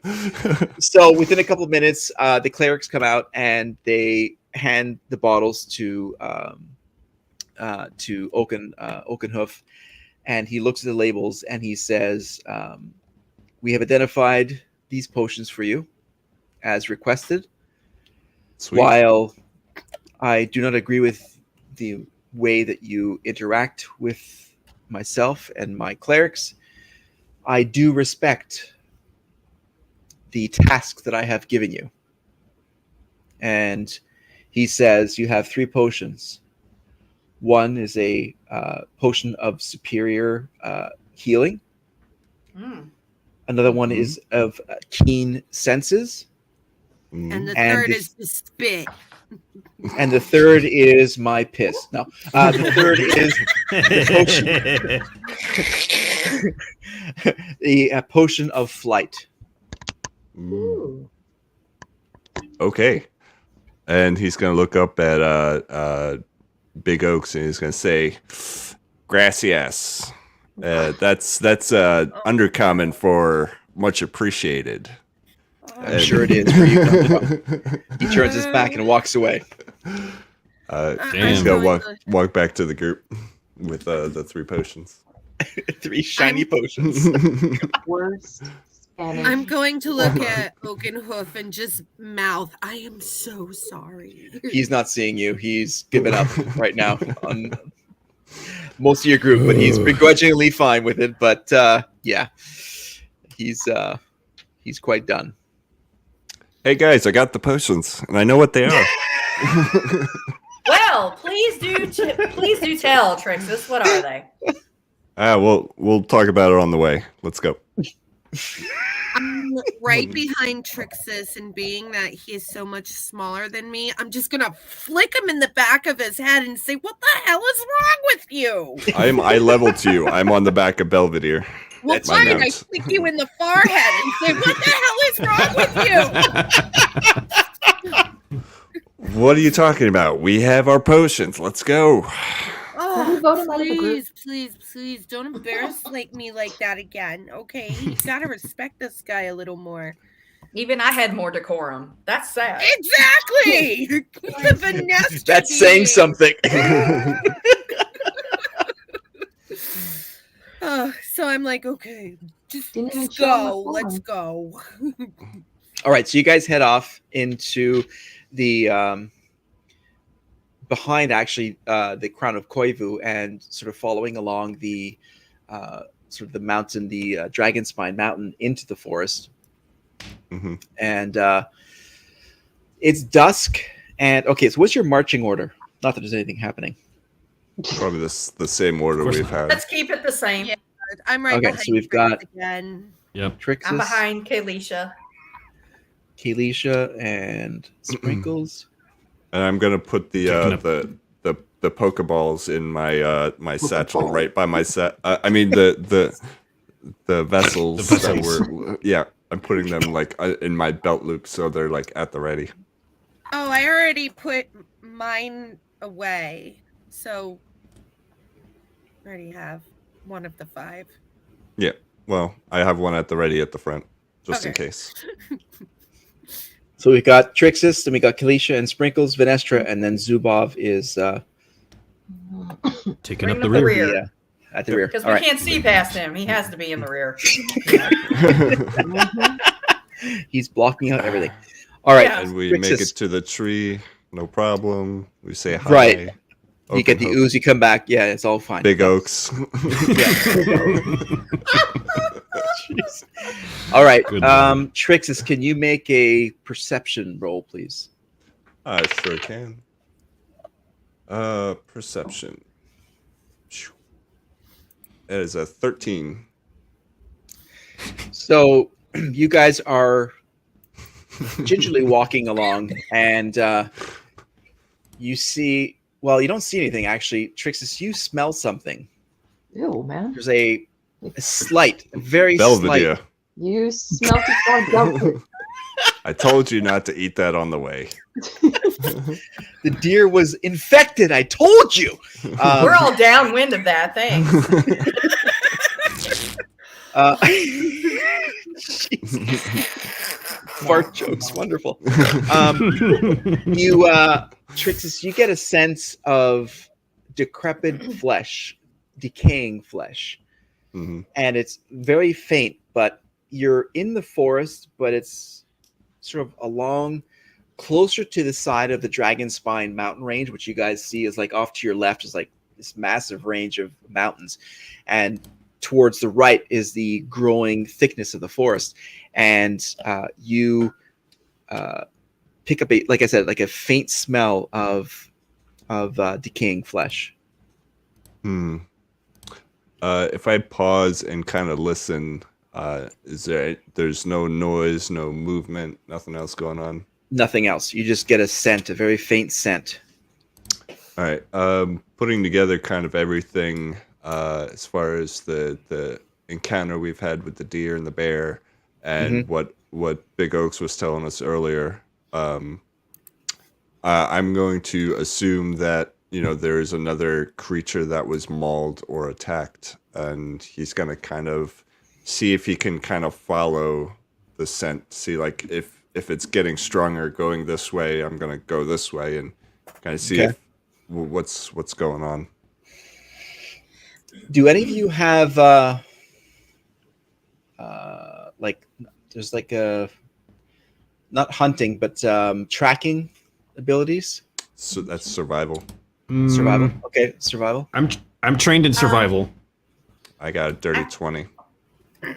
Oh, Survival. I have +6. I have +1.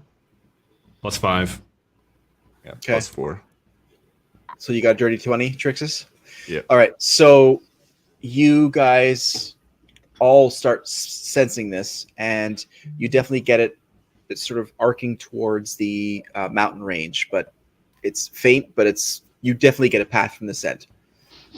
Okay. Damn. So you guys, how do you guys want to approach the growing smell of this scent? Are there like any small animals nearby, like birds, squirrels, that sort of thing?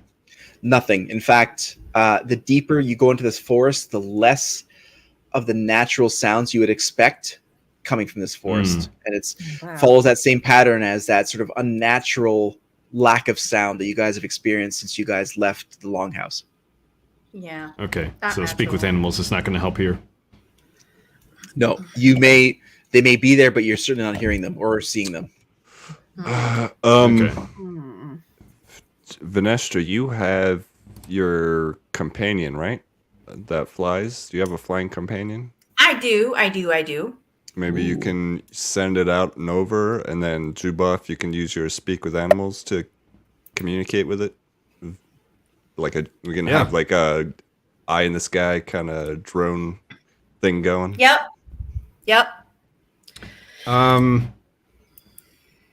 Let's do this. I can, because of my Spirit Seeker ability, I can cast either Speak with Animals or Beast Sense. Beast Sense, if I recall correctly, lets me see through an animal's eyes and hear through their ears. Yep. Wow. We got ourselves. So maybe we can. So we Beastmaster right now. Double up.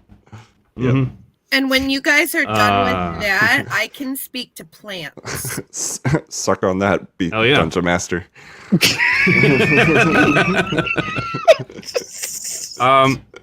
It'll take me 10 minutes to cast that, so we'll have to chill out for a little bit. Okay. All right. Well, I've called. He's been around the whole time, so he's just kind of been chilling. So you guys, what's your pet? It's an owl or something, wasn't he? Yep, it's an owl today. Okay. Very Zuboff's just gonna like Eval. It varies.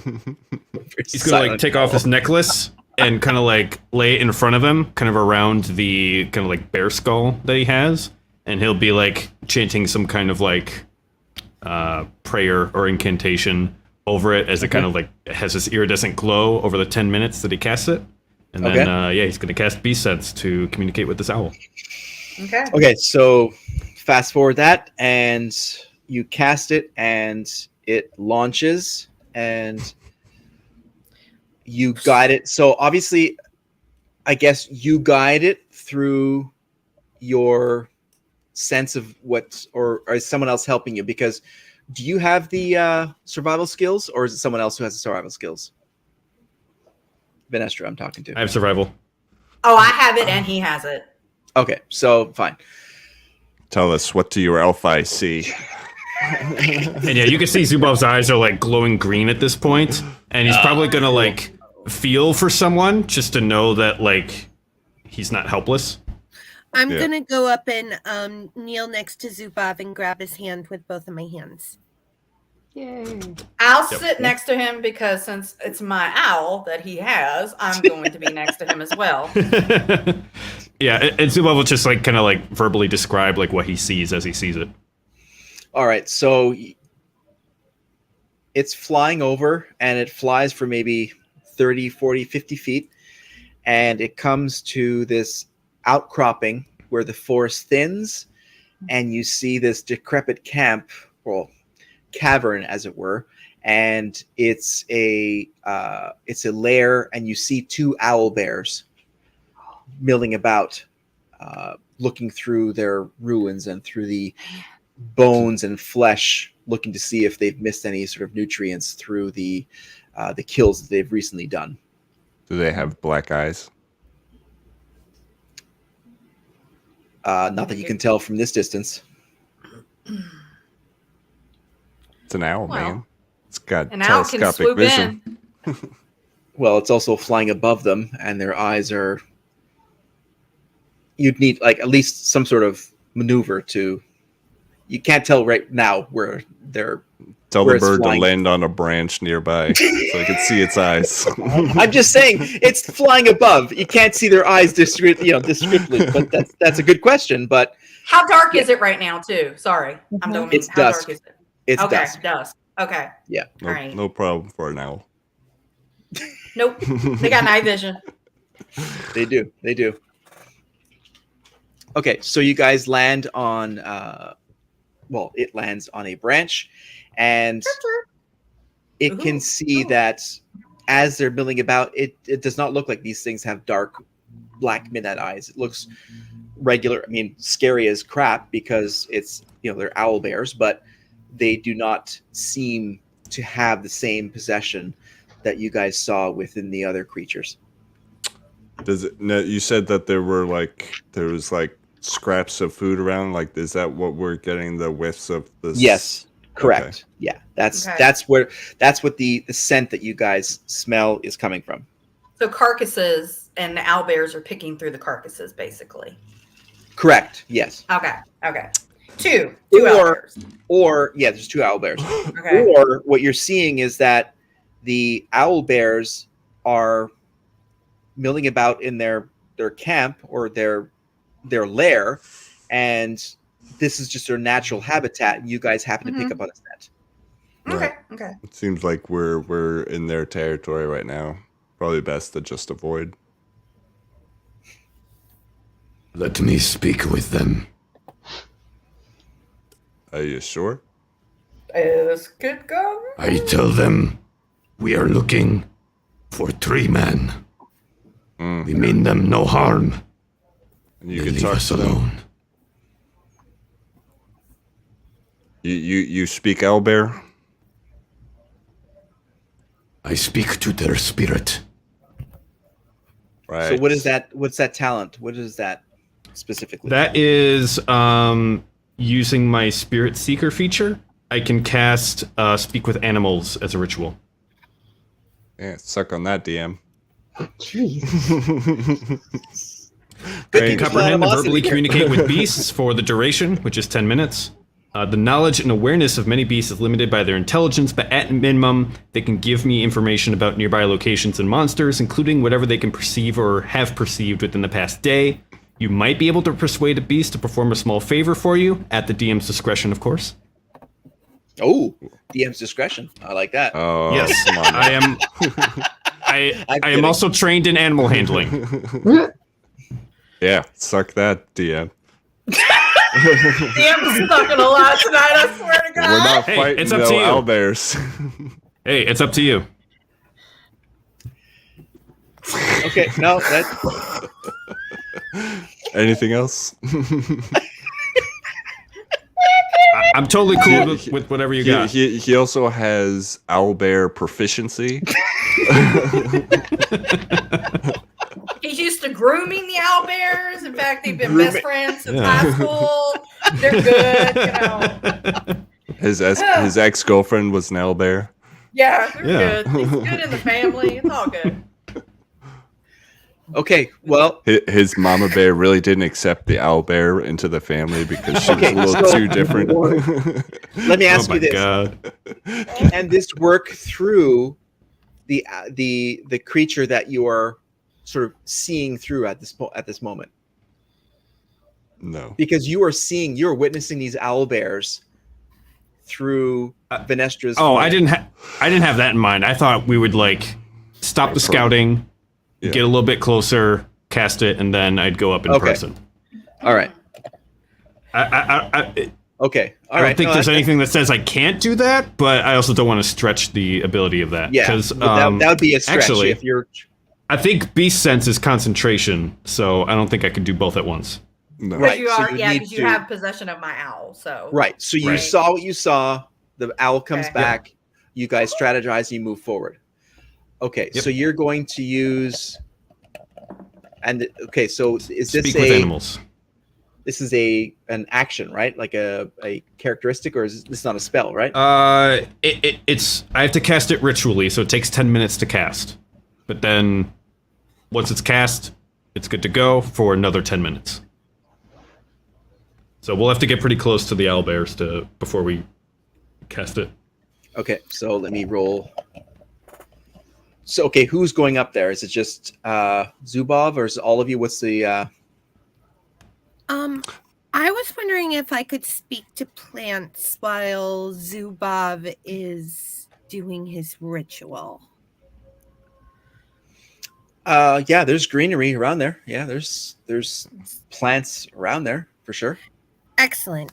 All the plants within 30 feet of me, they have a limited sentience and animation, but I can question the plants about events within the past day and get information about creatures that have passed and other circumstances.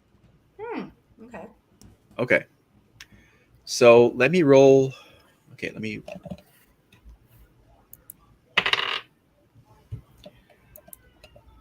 Okay, so whatever you guys want to do, you're okay for this round. For this 10 minutes that we're gonna do all this, Yeah. right? 10. Well, okay. your attacks, yes, and that's Okay. 10 minutes. You said, right? Yes. So Yeah. Yes, he said. No, he said 10 minutes. Because Yeah. barbarians can only cast magic through rituals, and rituals take 10 minutes. Okay. Yes. All right. So Venestra, sorry, Kalisha, you get a sense, you hear back from the plants that these owl bears are doing their typical routine. Okay. Trying to feed themselves, hopefully attracting other animals to their carrion, like their carcasses and bones that are sitting outside their lair for extra feeding, and that these two owl bears are paired. They're mating pairs, and that's why they're together. Typically, they're singular creatures, but these two are mated for life. So they're like, male female sort of thing. And Big Oak said not to murder any animal life if possible. Right. Yes. I'm going to ask all of the plants now if they happen to see any creatures with black eyes. the plants. How would they? I mean, that's a they visual wouldn't thing. See, would they? Yeah. Well, they can still sense creatures. They still have Yeah. seeing. They have sight in a different way, correct? Like some kind of sight from a different form. Because they can describe basic things of things that they've seen or seen. Yeah, they haven't seen. Yeah, no, I would say that they have only seen creatures that have come into the lair. I'm going to ask, being that there's dead carcasses around, if they sensed any evil seeping into the earth next to them.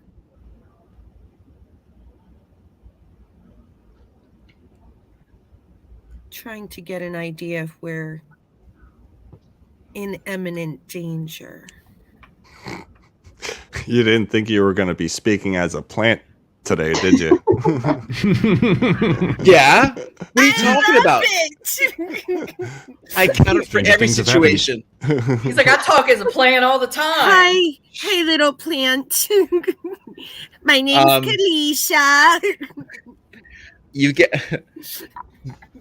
Trixis thinks that Kalisha's just gone bonkers at this point, talking to the flower.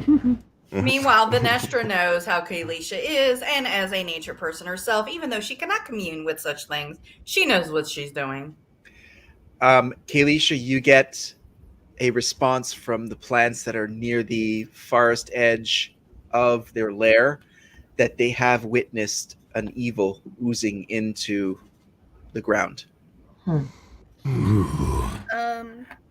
But going to. They said that the owl bears did not know what that was, or did they care about it? It was just something that happened. Whether they realized it or not, they didn't care. Okay, and since my spell only lasts for 10 minutes, can I ask one more question? This will be the last, and then Zubov will take over. Okay. We're looking for a man named Oldenhor.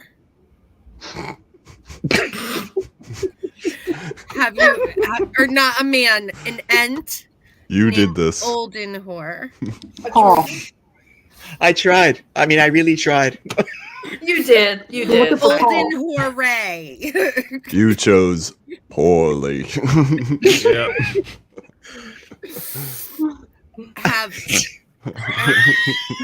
Can you like wave in the direction that we need to go? Well, we have directions. but again, sway. The name Oldenor is not familiar to them. Oh, he's my an, God. an, Is- You guys are horrible. a tree-like man. He's a tree man. Tree man. Yeah. Well, I mean, Tree man. if Oldenor hasn't traveled to where these plants are, they would not be familiar with them. Right, they wouldn't see him. Gotcha. So they don't- Is the old whore on the same path as the owlbears, or can we just skirt around them completely? My spell just ended. Oh my god, why don't we put shout out his Well, name? we have directions. Yes. Like we know where. The Oldenor, I repeat, Yeah. Mhm. curves to the right. Oh, Christ. my. Wow. Does it now? It happens to the best of us. Swing to the left. Vanessa likes it when it curves to the right. Did he just say that? You're Yes, he digging did. yourself I'll go this. You're digging yourself here deeply. Charles. Nothing is safe. Oldenor is easterly from where you guys are right now. How about Okay. that? Mhm. Okay. All right. Okay. So at this point now, Zubov, your incantation is done, and Yes. you can't communicate with them. Okay. I will approach as non-threateningly as I can with my body language, kind of like, Massive arm hungry man. spread. Yeah, just Yeah, like not friendly as a arm big spread, ass whore. approaching slowly, like avoiding eye contact, and just be like, Okay. Owlbears, Okay. Just a second. we do not mean you any harm. We will not attack you. Well, we're about to see if they're gonna attack us. I'm gonna whisper down to Sprinkles. I really like him. Me too. They see you, but they don't attack you immediately. okay. Reaching out through this kind of mystical power that Zubov has, he will just say, We seek a great being, a tree man. Have you hear seen him? Trixus in the background. The old whore.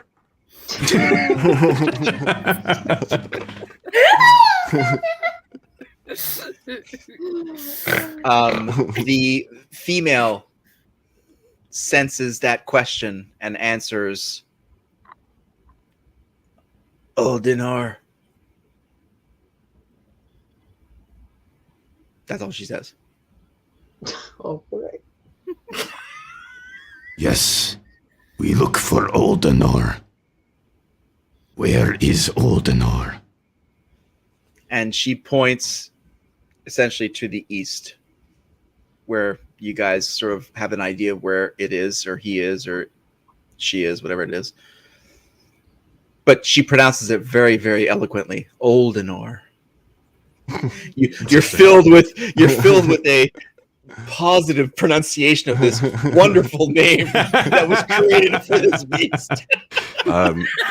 Trixus is lovingly handcrafted. Yeah, he's Yes. gonna offer some of his rations, like the jerky and stuff that he has, to as like a gift for not eating me, kind of a gift to the owlbears.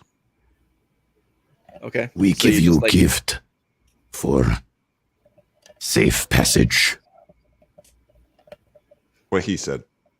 Yeah, I First of don't all- think you would know like what Yeah, Zubov's saying at yeah, this point. It exactly. probably sounds like a bunch of hoots and like bear growls. Yeah, it was just a lucky guess on that one. Yeah. Yeah, that's slow.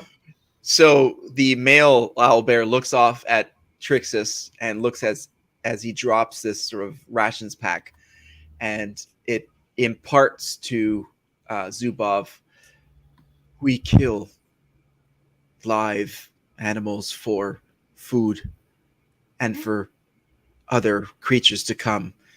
Your offerings appreciated, but not appealing.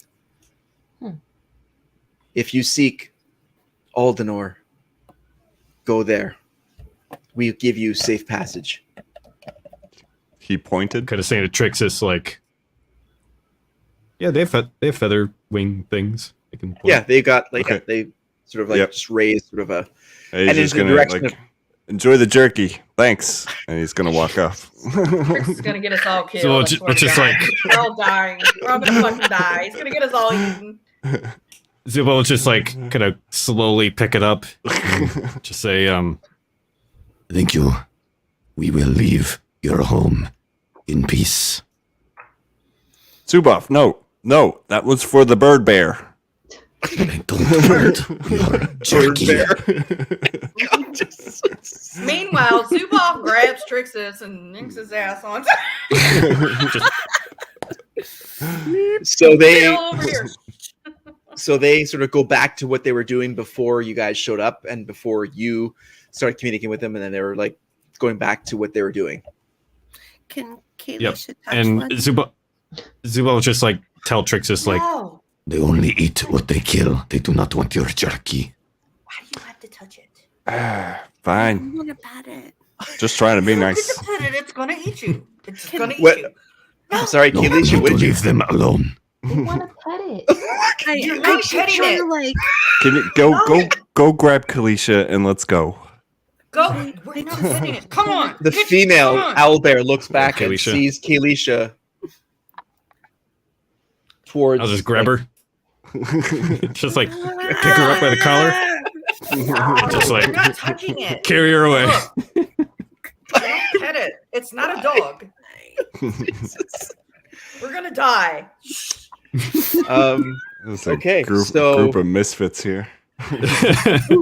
He'll just like say to Kaylisha, like, Look, it is nature's way that the strong thrive and the weak perish. You do not mess with that. Ooh. Okay. I understand. set Do you her have a down. spare? Bill wants to pet everything. Do you have a spare a pair of pants after that? Yet, I'm gonna look up. Thanks, Zubaz. And I'm gonna tell Keely. I mean, Princess Sprinkles has her I'm getting thong. I don't eaten. think that'll. We didn't get eaten because of him. Stop. You can't touch everything. You just can't touch All it. right. I just thought that they were nice. They're not nice. They had bones. All right. They have bones. They're eating stuff. Don't touch it. All right, so you guys move towards the direction that's not just your map, but these owlbears have confirmed, Mhm. and it's the same marching order. Yep. So yeah. It's Not worked there's so anything far. happening. Puppies. So all of you at the same time, you hear sort of splintering wood. You hear cracking. You jeez. hear something Oh. natural being destroyed. And There first of all, goes the what do you tree do? man. do you? First of all, so you all hear this at the same time. What do you guys do? I'm gonna charge Shit because herself. breaking trees does not sound good for a what? Tree. What was his name again? The old whore. Oldenor. Oldenor. Or My God. Oldenor. It's so regal. Oh. It's Oldenor. You know. Oldenor and Old Whore. it's seeps of regalness and ancient intelligence. But yes, I'm charging Oh. for the sound. okay. So you guys hear all this, and then Trixis just bolts and runs. I mean, towards this the is the sound is coming for the direction that like we're supposed to Yes. be going. Yeah. Yeah. Okay. Yes. Well, yeah. I yes. guess we have to jet after him because he decided to just leave without saying anything. Well, Kalisha's next in. Do you follow Trixis, who's now? What's the movement speed of Belvedere? 50. Wow. Damn. dang, man.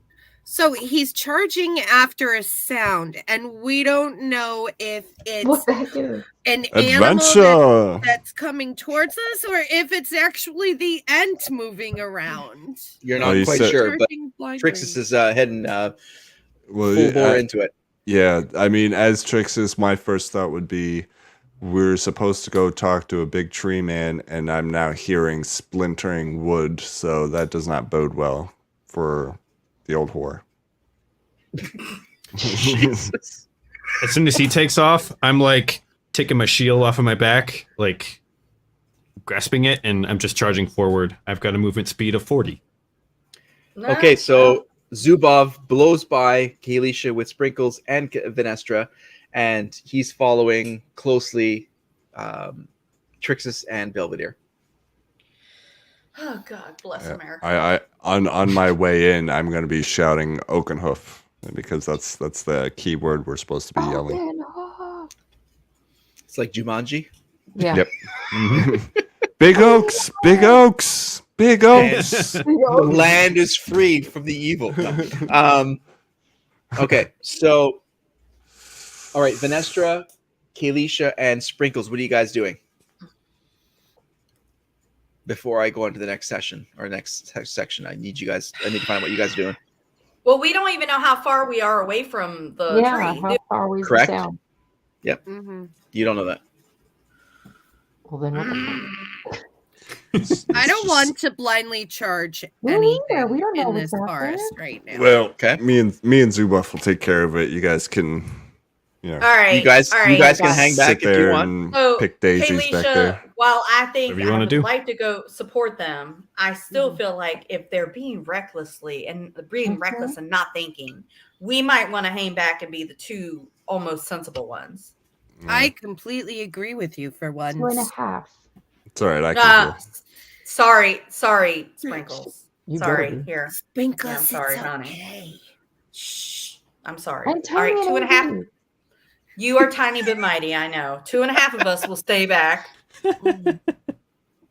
and guard the rear in case these two fools, Yeah. you I love know. the rear. Because Yeah. Sprinkles, she might not be an elf like us, Venestra, but she is a druid. She She does is, have she is, she great is. respect for nature. I do. And as I do too, which is why I want to find out carefully what's going on. Mhm. Okay, It's so not the Cavalier way. or the Zubov way. So you guys hang back in Mhm. preparation of what could be coming. Trixus and Zubov, you guys just rush towards this sound. And as you guys are rushing, you hear this splintering That's right. wooden sound. And you look above you and you see this massive black bear flying through the air, snapping, Flying bear. breaking branches, flying backwards towards where Kalisha, Sprinkles, and Venestra are. How high is it? Holy shit! About There's 10 a feet bear above your flying head. at us. It's Cocaine Well, Bear. fuck. Would it be? It's Cocaine Bear. Fuck. Under No, the it's bender. not. No. This fucking bear is jacked up on cocaine. So you guys see this flying over your head, Uh, and would you say that my dog could jump high enough for me to get a swipe at it? Oh, nice. well, as you're seeing this bear, it looks lifeless. It does not seem like a bear that is like flying back. Oh, it's being launched. It's being tossed. Okay. It does not Okay. look threatening. It just looks See, like I pictured a It's not literally flying a flying bear. Yeah. Oh, no, it's not a okay. flying bear. It's a thrown bear. Sorry. Words Okay. are Okay. important. All right. Okay. I- So something- a bear launched over your heads is flying backwards through the trees, snapping branches, snapping, Okay. thinner trees. So instead, Trixus is just going to yell behind him and say, "Heads up!" So you guys hear that, Venestra, Kalisha, and Sprinkles. You hear, "Heads up!" And then you hear this cracking, this, and you see this huge black bear fly over your heads and like land maybe 6 or 7 feet behind you, and boom, hits the ground. The fuck? and I say, damn, this seems familiar. Holy Oh, crap. Don't assume Tired it's of having- dead, though. Yeah, well. So we're on high alert because Yeah, that's we don't know yeah, if it's that dead. freaks the crap out of you. Yeah. And- Me and Zuboff are still charging in to whatever Yeah, toss so- this thing. You and Zubov sort of breach this clearing area, and you see this tree sort of in this power stance, and you see its face is this sort of, bark and a mix of bark and trees and branches, but you also see a face, and you can see its eyes, and its eyes are definitely black as midnight. Ah, fuck. Yeah! Fuck. Yeah! Damn it. The master tree is fucking possessed. Here we go. Well, Zuboff, this is all you. You go chop. Ooh, I can't fucking talk to plants. No, you just chop it down. Ooh. Is that what we want to do, though? Kill anything. No, we got to figure out how to extract this thing without killing it. Yeah. Yeah. So, okay, so you guys just crested that. So, Kalisha, Venestra, and Sprinkles, you guys look at this bear, and it is motionless, and it's on the ground, and it has midnight black eyes. Ah, shit. And you see something starts to come out of its nostril, like its snout, and as it lays on the ground. I throw my Pokeball at it. Ew. You're nowhere near here. Take your You're Pokemon. not there. Hey, Leisha, you have something. Catch it. I'm going to run up and slide over on my knees. And as I'm doing that, I take the magical flask out of my bag of holding, and I take off the lid, and I just hold it at the wiggle worms coming out of its nose. That's like 3 attacks right there. Can you roll a 20 for me, please? I'm kidding. It's dead. Okay. All right. He's collecting the snot. I'm He's just collecting its snot. So yeah. Black goo. You rush up to it and you take out the flask, and before the entirety of the black ooze comes out of its snout, you manage to capture a little bit of it in this flask. And then it quick shakes tap 3 on. times. And it's magical sign. And you can make it like it shakes if you want. It's blue, it's red, it's yellow, it's sun. No. So yes, you've captured a little bit of this black ooze, and you see that it's not moving, but it has sort of a slight pulsating as it sits at the bottom of the base of the bottle. Yeah, and we're looking at it going, what the fuck is this? and even me, Vanestra's gonna go, that's some fucking weird shit there that I haven't even seen. Jesus. That's pretty weird, yes. I might want to All have right. some of that in the future, though. We'll see. Trixis and Zuboff, roll for initiative, please. Hell yeah, brother. Ooh, let's do this. Because of a feature I have, I get initiative or advantage on this. Okay. Nice. Got 14. That'll be 18 for me. Okay. Woohoo. All right.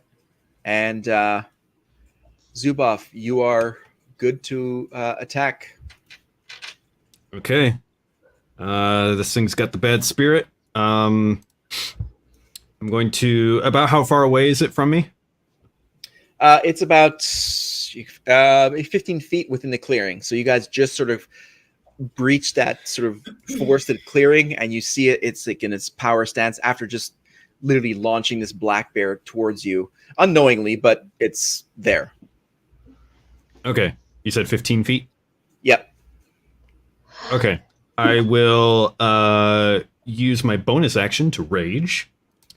I will kind of close the distance between me and Oldenor, and I will basically just shout out like Oakenhoof, and in like a desperate attempt to get it to like come to its senses.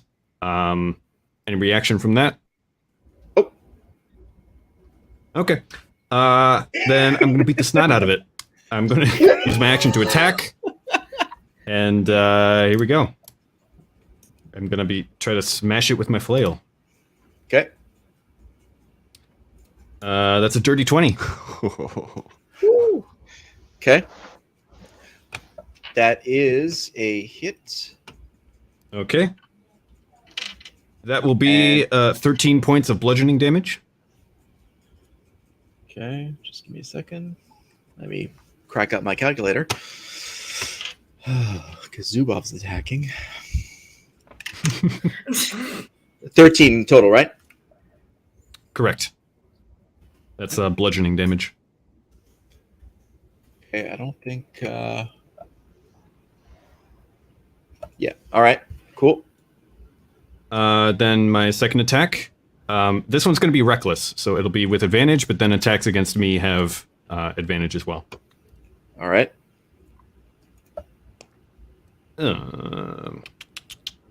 Is a 26 hit? Yes, just barely. Okay. Okay. This will be for a measly 7 points of damage, bludgeoning. But for my second attack, rolled a 1 on the die. And then basically just like after like smashing it twice, trying to beat the devil out of it, he's going to take up like a defensive posture with a shield, and that will be his turn. All right. Trixus, you are up. Oh, what to do? Okay, so immediately I'm going to mark him with unwavering mark. Okay. When you hit You a with ranger? a melee... no, it's a cavalier ability. Oh my god. When you hit with a melee weapon attack, you can mark the creature... Oh, till the end of... sorry, I have to hit it first. Right. So first, I'm going to ask the old horde to make a Constitution saving throw. The old whore refuses to roll anything. No respect. Played yourself, no bro. Yeah, I did. All right, so Paul is going to roll a DC 15. Paul and John and Tim and David and Keith. Yeah. Okay, so nothing happens. No. So then, for his second attack, he's just going to thrust at it with his sword. What? Okay. It's a thrust. 16 to hit. Thrust. That is a hit. That is a hit. Okay. All right, and that is 13 damage.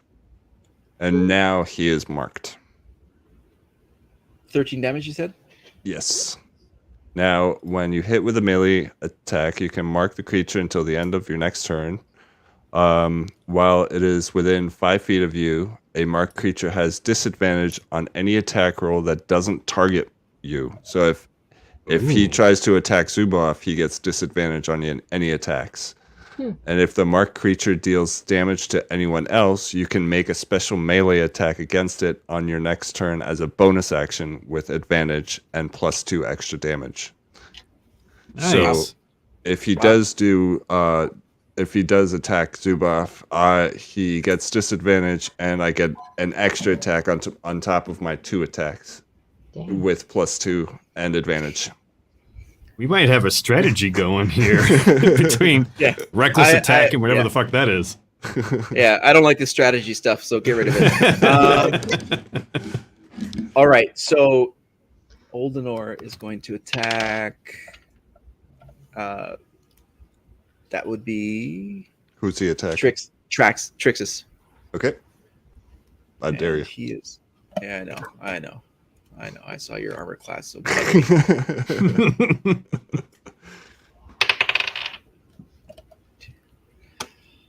yeah, he misses. So just a second. Don't worry, he's not done yet. Don't run him off just so quickly. Jeez. I'm just waiting for this to go full annihilation, and I can't wait. Yeah, he's gonna just go full DM destruction on me just for being a jackass. He's got 1 of 2 attacks. Then he's going to go.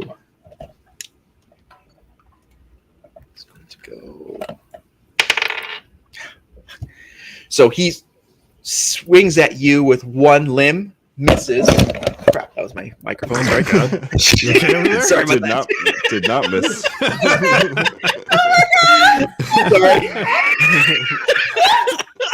Sorry. Oh, We're no. getting into it tonight. We're getting into It's not it. like I got like a voice modulator or something. Your And mic his didn't second do attack- it. His second attack swipes and misses you again. So Okay. you are both. Well, now it's Zubov's attack. Before I get to you, Zubov.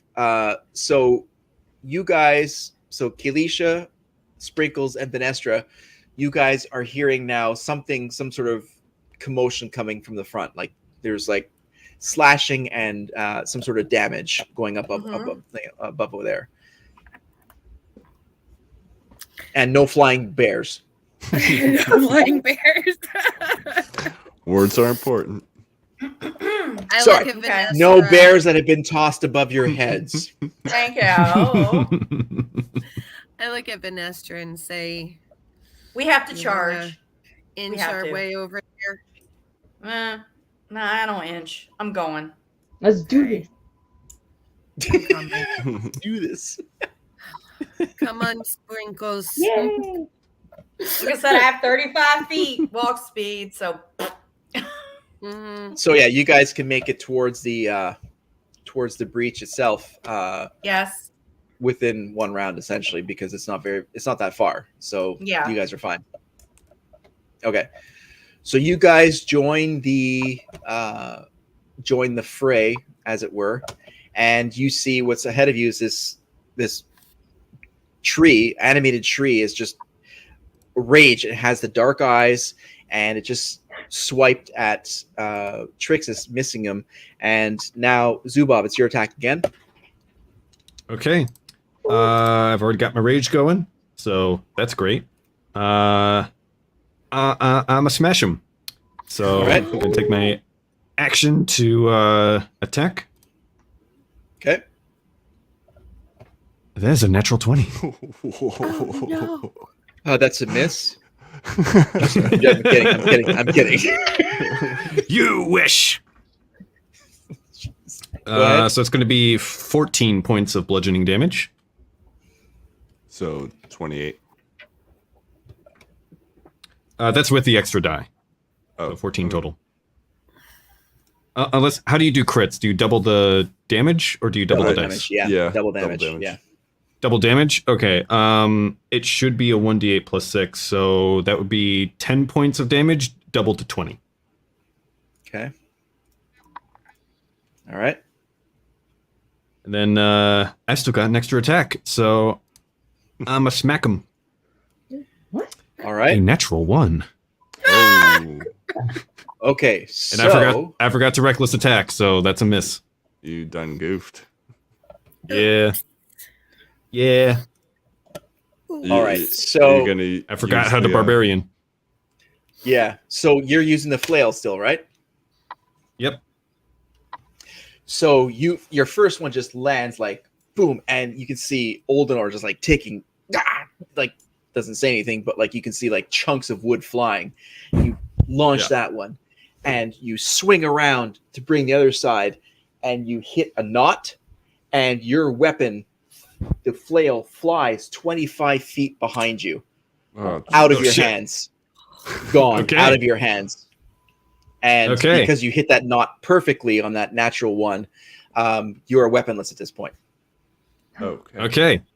I've got 40 feet of movement, so I'm going to use 25 to go back there, use my Okay. object interaction to pick it up, and then use 15 feet of movement to kind of start charging back.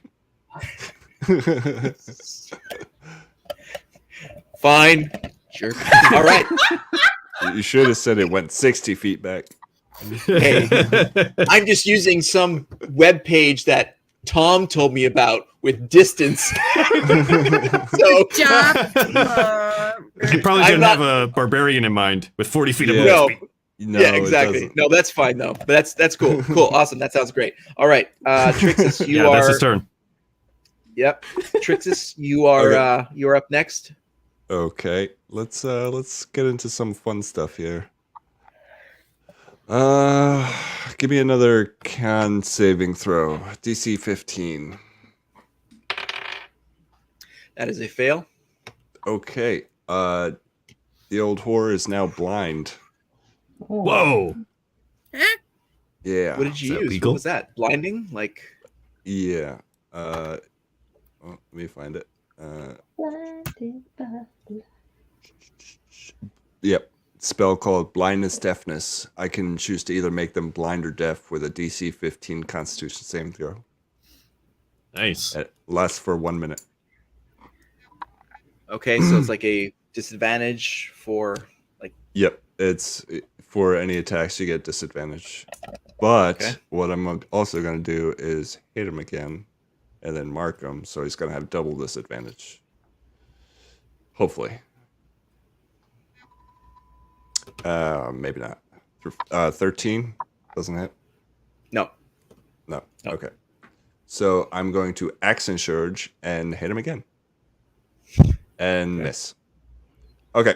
Oh. Nice. Turn is over. All right. Kelisha. Wait, he's blinded, right? Yes. Would that not give you advantage? Oh, yes, you're right. Sorry. Hey, Zubov, can you mute your microphone later on? Hey, does a 15 I'll hit? rules lawyer like against my favor if it comes up. I'm totally fine no. with doing that. 15 Okay. does not hit. No. Does this? Oh, 16 hits though, right? Yeah. Okay. So 16. That's 13 damage, and he is once again marked. Okay. Ooh. Oh, what was the damage? Sorry. 13. 13. Just a Yeah. second here. All right. Kelisha, Venestra, and Sprinkles, please roll for attack order. It's Okay. yeah. I got a 3. Oh. With my 15. with a free action, I'm just gonna tell Kalisha and Venestra they just charged in, so I'm Yes. gonna let them know that the old whore is infected with the black goo, and if we just knock him out and get the goo out of him, I can bring him back and we can stabilize him. So just wail on him, get him down. Ew. Okay. Kelisha, you rolled 3, right? Yes. And who was? I heard someone say something. Was it I got Sprinkles or? 15. 15 Okay. as well. All right. So we'll do Princess Sprinkles dex because it scores? becomes Yo, thank you. I was going to go alphabetical order, but that makes total sense. What? Dexterity. What's your dexterity score? My Princess Sprinkles? dexterity score is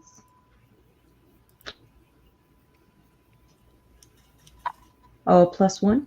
Is that what it is? Well, it should be a number, like a double-digit number plus 1. Oh, 13. So 14. What's yours, Venestra? It's Sorry, 14. Yes. 14 plus 2. 13. It's So 16. 16. So we'll go Venestra first, and then Princess Sprinkles. Okay. All right. Okay. So Venestra, you are next to attack. Okay, how far away am I from the tree? Maybe 15 feet total. Oh, okay. All right. Well, I'll just use my Eldritch Blast. Okay.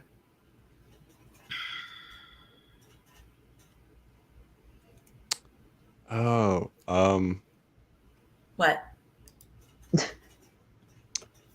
I'd like to use Belvedere's turn at some point. Yes. Oh, you didn't use it last time? No.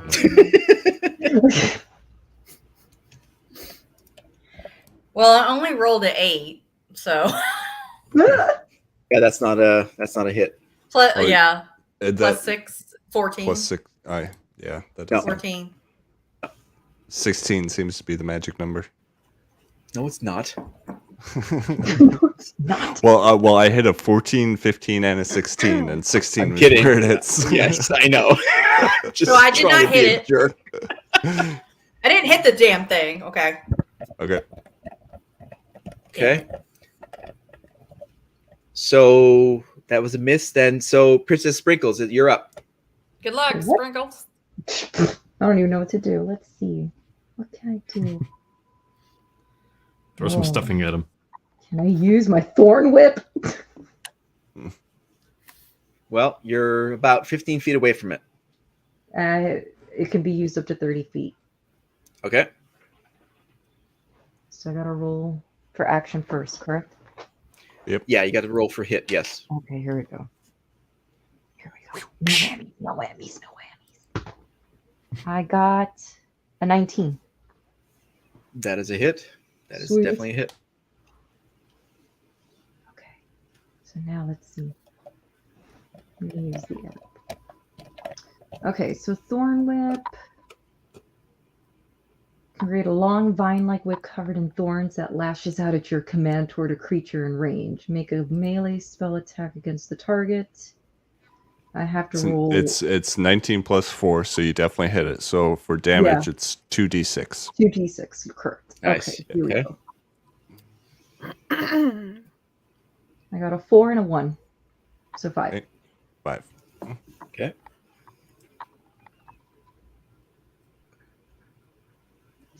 Okay. And Kalisha, you're up.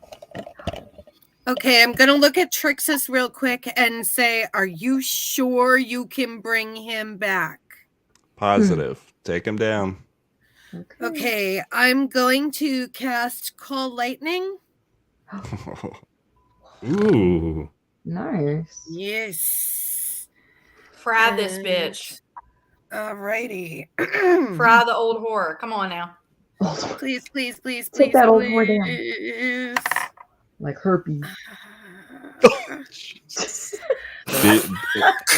When he goes down, be sure to be ready to catch the black goop that's going to come out of him. That's what he said. I got. I'm ready. I got. I'm always ready to catch the goop. Touch the goop. Does 13 hit him? Cream pie. I'm sorry? Does 13 hit him? No, Probably 13 does not. not. Nope. Fuck, it's 16. We don't win shit. What's 16? 16's a magic number. My dice suck anymore. You ain't Kaylee the only one. Change those dice. I know. I've got 4 sets here. They're not working. What happened to the ones I got you for Christmas last year? Aw. Yeah, I'm using them too. Oh my god. This is the one that rolled a 3. This one and Put a hex on the dice. what didn't I use? Did I use Need this an one? exorcist. Uh-huh. I'll start rolling them inside my box. That's what I'll do. There you go. Rolling them inside your Okay. box? Okay. Yeah. Oh my god. Rolling them in my box. All right. Yeah. So Put all the Kalisha- monkeys in the box. casts her spell. Unfortunately, it misses and lands right beside Oldenor. And Zubov, you are up. Okay. I think I'm 10 feet away, so I'll use my movement to kind of close the gap. Okay. Then I will use Reckless Attack. So all my attacks have advantage. Attacks against me have advantage as well. Gonna hit it with my hitting thing. Does 22 Thing hits. plus 2. Yes, it is. Yes. Hitting thing plus 2. All right. Are you My capable? hitting thing. Are you even capable Uh, of rolling under a 16? Maybe not. That's going to be Rolling 11 points of bludgeoning damage. Okay. Then I'm going to roll a second attack here. 22 again. So that's going to be 12 points of bludgeoning damage. It's just crack. Damn. Charles Cracks into is the mad tree right now. twice. Meanwhile, Give him a Vanestra's second. sitting back going, damn. Ooh, Zubov yeah, is ooh. making like this, totem pole out of this thing. He's just carving it up. It's just He's like chunks the of wood Edward flying everywhere. Scissorhands of wood right now. That's what Yep. he's doing. He's like, fucking He's making the bear totem at the bottom right now. Oh, not There you nice. All right. He is a totem barbarian. So Makes sense. Yeah, that's going to be his turn. All right. Trixus, you are next. Okay, so he's blind. So let's see what else we can do. Has anybody been hit yet? Anybody taking damage? No. No. Oh, he's Nope. missed his one attack. Okay, so I'm going to attack him with some magic. 21. So he's gonna hold up his hand, and a brilliant white light shoots out like in a big laser beam at him, Okay. and he's going to take 23 damage. What is it like? What's the nature of the spell? What is it? It is celestial. Okay. All right. Light. Okay. Oh wait. So 23 you Shoot your said? goo, bro. It's radiant light. Okay. And it's 23 you said? Yep, 23 damage. Okay. And then going to hit with my sword with an 18. That's a hit. And that's another 7 damage, so he is again marked. And then I end my turn, and Belvedere, I'm going to command Belvedere to use his breath attack. Breath attack. Yes. That's Stank. milk bone plus 2. That thing's some greenies. It is because he is a hellhound, he has fire breath. And I imagine that's pretty good against a tree. But No. isn't that really bad? Because then you burn up the tree and then you He can can't bring it back. We said he can. Don't worry about it. Don't worry about it. Don't worry about the fire. Don't worry about it. So, what's his roll? A natural 20. Oh, Oh, shit. fudge. Tree is Only it fucked. wasn't fudge. Okay, so Charles. that is Charles, Mr. DM. Uh-huh. It's going Yes. to be okay. 6. I know. Not for Oldenor, but yes, I get it. Yeah. Maybe are. We got you. I don't So understand that- how you can bring ashes back into a tree, man. Well, it is just fire attack. I'm not setting him ablaze, so I'm just knocking him out. Yeah. So this, It's like when you burn your hand on the stove. It doesn't light on fire, but you take fire damage. It's not an um, attack, it's fire attack. did you happen to see that damage on the screen there? Anybody? I did not. I'm no. What is it? It is oh, what the fuck did you roll? 50? 50. Yeah. I think that's- 50. Yeah, 12d6. It's Oh my 60. God. Right. Okay, even I see it. 66. What the fuck? It's 66 for regular damage, and because it was a natural 20, it's double, so 12d6. You just And did it 3 times. I Alright, rolled sis. That a is. 50. Your dog just Yeah. cremated the tree. Why didn't your And dog then attack it- first? This would And have then gone it- like 20 minutes ago. And then it would have peed, and then it peed on it. Then it peed on it. Right? Like it peed on it. Wow. Oh, he peed Is it gasoline. wait, is it still alive? No. No, it's fucking dead. No, it's fucking not. Dead. It's acorns are dead. The acorns of the Holy shit, acorns bro. are dead. Okay. Okay, So So, but seriously though, how does that work? If the damage dealt is like 4 times the hit points left, it Are goes we down to in 5e, zero, it's anything. still- Yeah, it goes to Okay. 0. all right. So it's Yeah, at 0. Well, here's the thing. Does it exceed its hit point maximum? No. Okay. If No. Yeah. let's say you have 50 hit But points, if Massive Right. if damage you rules. if you receive damage, that would drop your hit points to like negative 50 or Minus lower, 50. Yes. then you yeah. just die immediately. okay. Yeah. There's This no is not the saving case. throws, no nothing. Yeah, this is not the Okay. case here. Okay. Okay. So But yeah, if it's like less than that, then you just fall unconscious. So Oldenor falls unconscious, slams, Okay. boom, a gigantic creature So slamming to the as- ground. As Oh he my comes God. down, I have my Pokeball at the ready. I don't know what that is. So My does one of you vessel. have a Vessel. flask? Oh, okay. I got you. So, literally, as it falls, hits the ground, out of its quasi not nose comes this black ooze, Cool. and you are there quicker, or well, because you're right in front of it, you gather more of the substance than Kalish was able to get, but you definitely get more of the substance. Okay. So as I'm filling the vial with my other hand, I'm placing it on. All right, what is his name? Oldenor. Tim. Oldenor. Okay. I am placed out of respect of him dying at the moment. Oldenor, I place my hand on him and I am using Spare the Dying, which completely stabilizes him.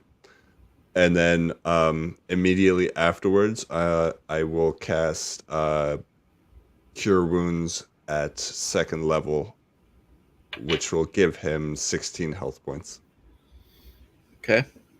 How many actions do you have, Trixes? 23.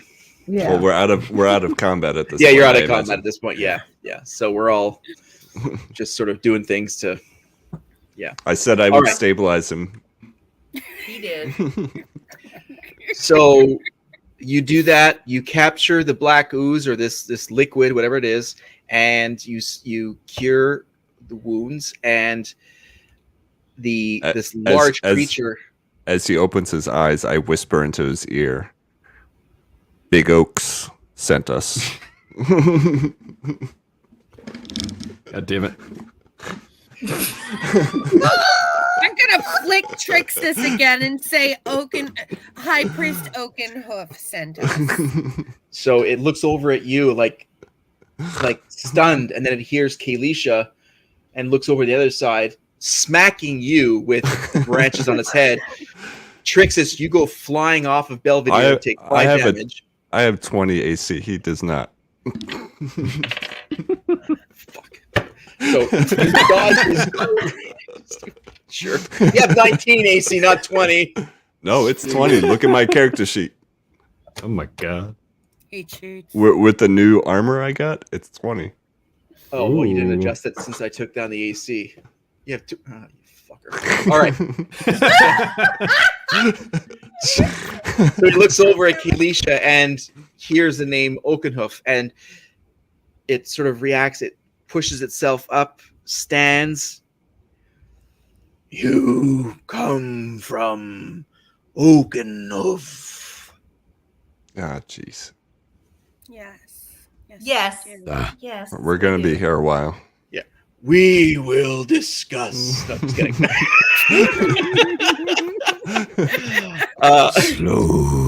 Slowly. Nothing worth doing takes quickly. We must.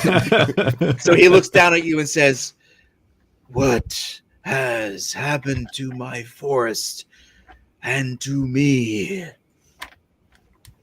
I'm going to just hold up the flask while Kalisha's talking. There is a terrible evil that is going through your forest, and it seems to be contagious. The only cure for it is to kill the beast that is being possessed by this evil, whatever it is. That is concerning. We must see Oakenhoof with this dark matter. So he picks you guys up and he Whoa. starts sprinting towards Holy shit. Am I the Oakenhoof. fucking Lord of the Rings? Are we Yes. the Lord of the Rings? God damn, even the trees walked in that movie. I'll be like, I'm riding a tree, baby. Love is not So- used to this. I'm clenched onto a branch going, yeah! All of you are hoping for Longbottom Leaf, but he does like Woo! 5 strides, and you guys are back at the Crown of Koivu. And then he lets you guys down, and you guys sort of run up to the audience, and he says, "You're led up to like one of the clerics. Like you found what we need to study." Oh, yes. and I'm going to hand one of my vials over. And I'll hand in my more full vial over. Wow. God damn it, Nice. Trixie. Oh no! Chicks just I took a missed full something, load. apparently. Wow. Oh, riding wood. Okay. All right. All right. So you guys and your flasks move. Go up to the the room where Oakenhoof is, and he receives you. He says, "You return with samples. I hear. Please give them to me immediately." And so he takes them and he sends off his clerics. And he said, "What happened to Oldenor?"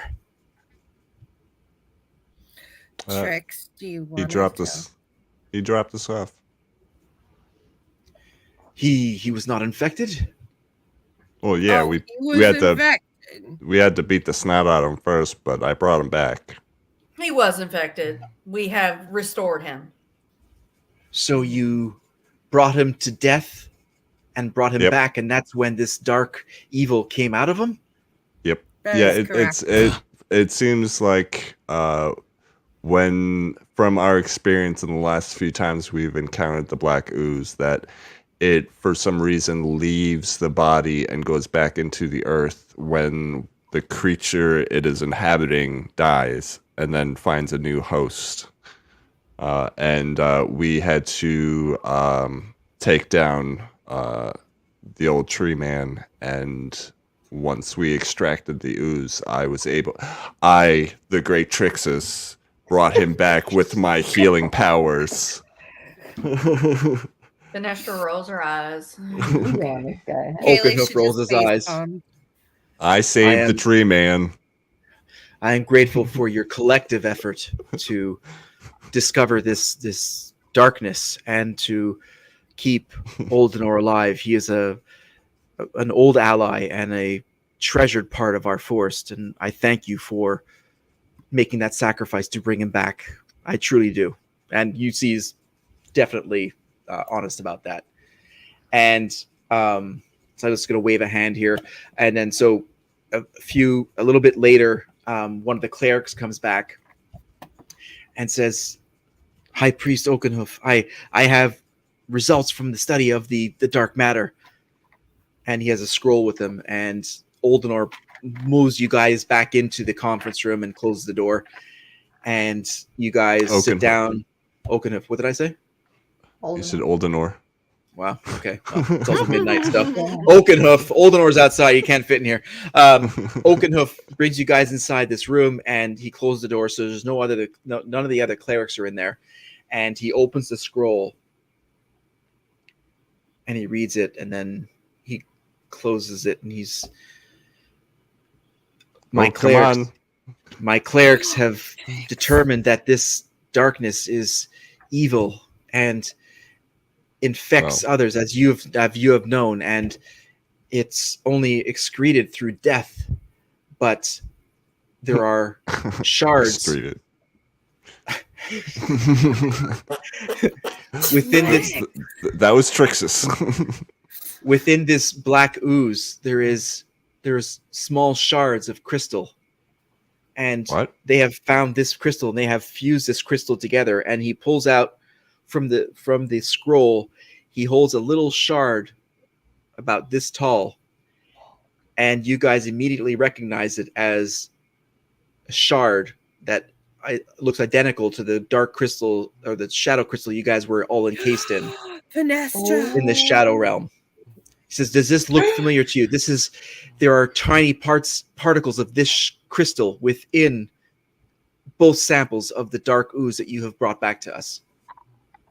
Gasp. It is not of this world. We were entrapped in that crystal in the shadow realm. It's true. It's true. We are facing an evil that we do not understand, and I do not know if we can defeat. And that ends tonight's episode of Tales from the Bounty Board, The Roots of Evil. That was great. Yay! That was Thank so you, fun. everyone, for joining us tonight in the chat. Thank you for our players. Thanks for an awesome evening. And we will pick it up next week. The 14th of April, we'll be back here, and we will continue this adventure on the Red 5 Network. Have a great night, everybody. Good night. Good night, everybody. Thank you. Take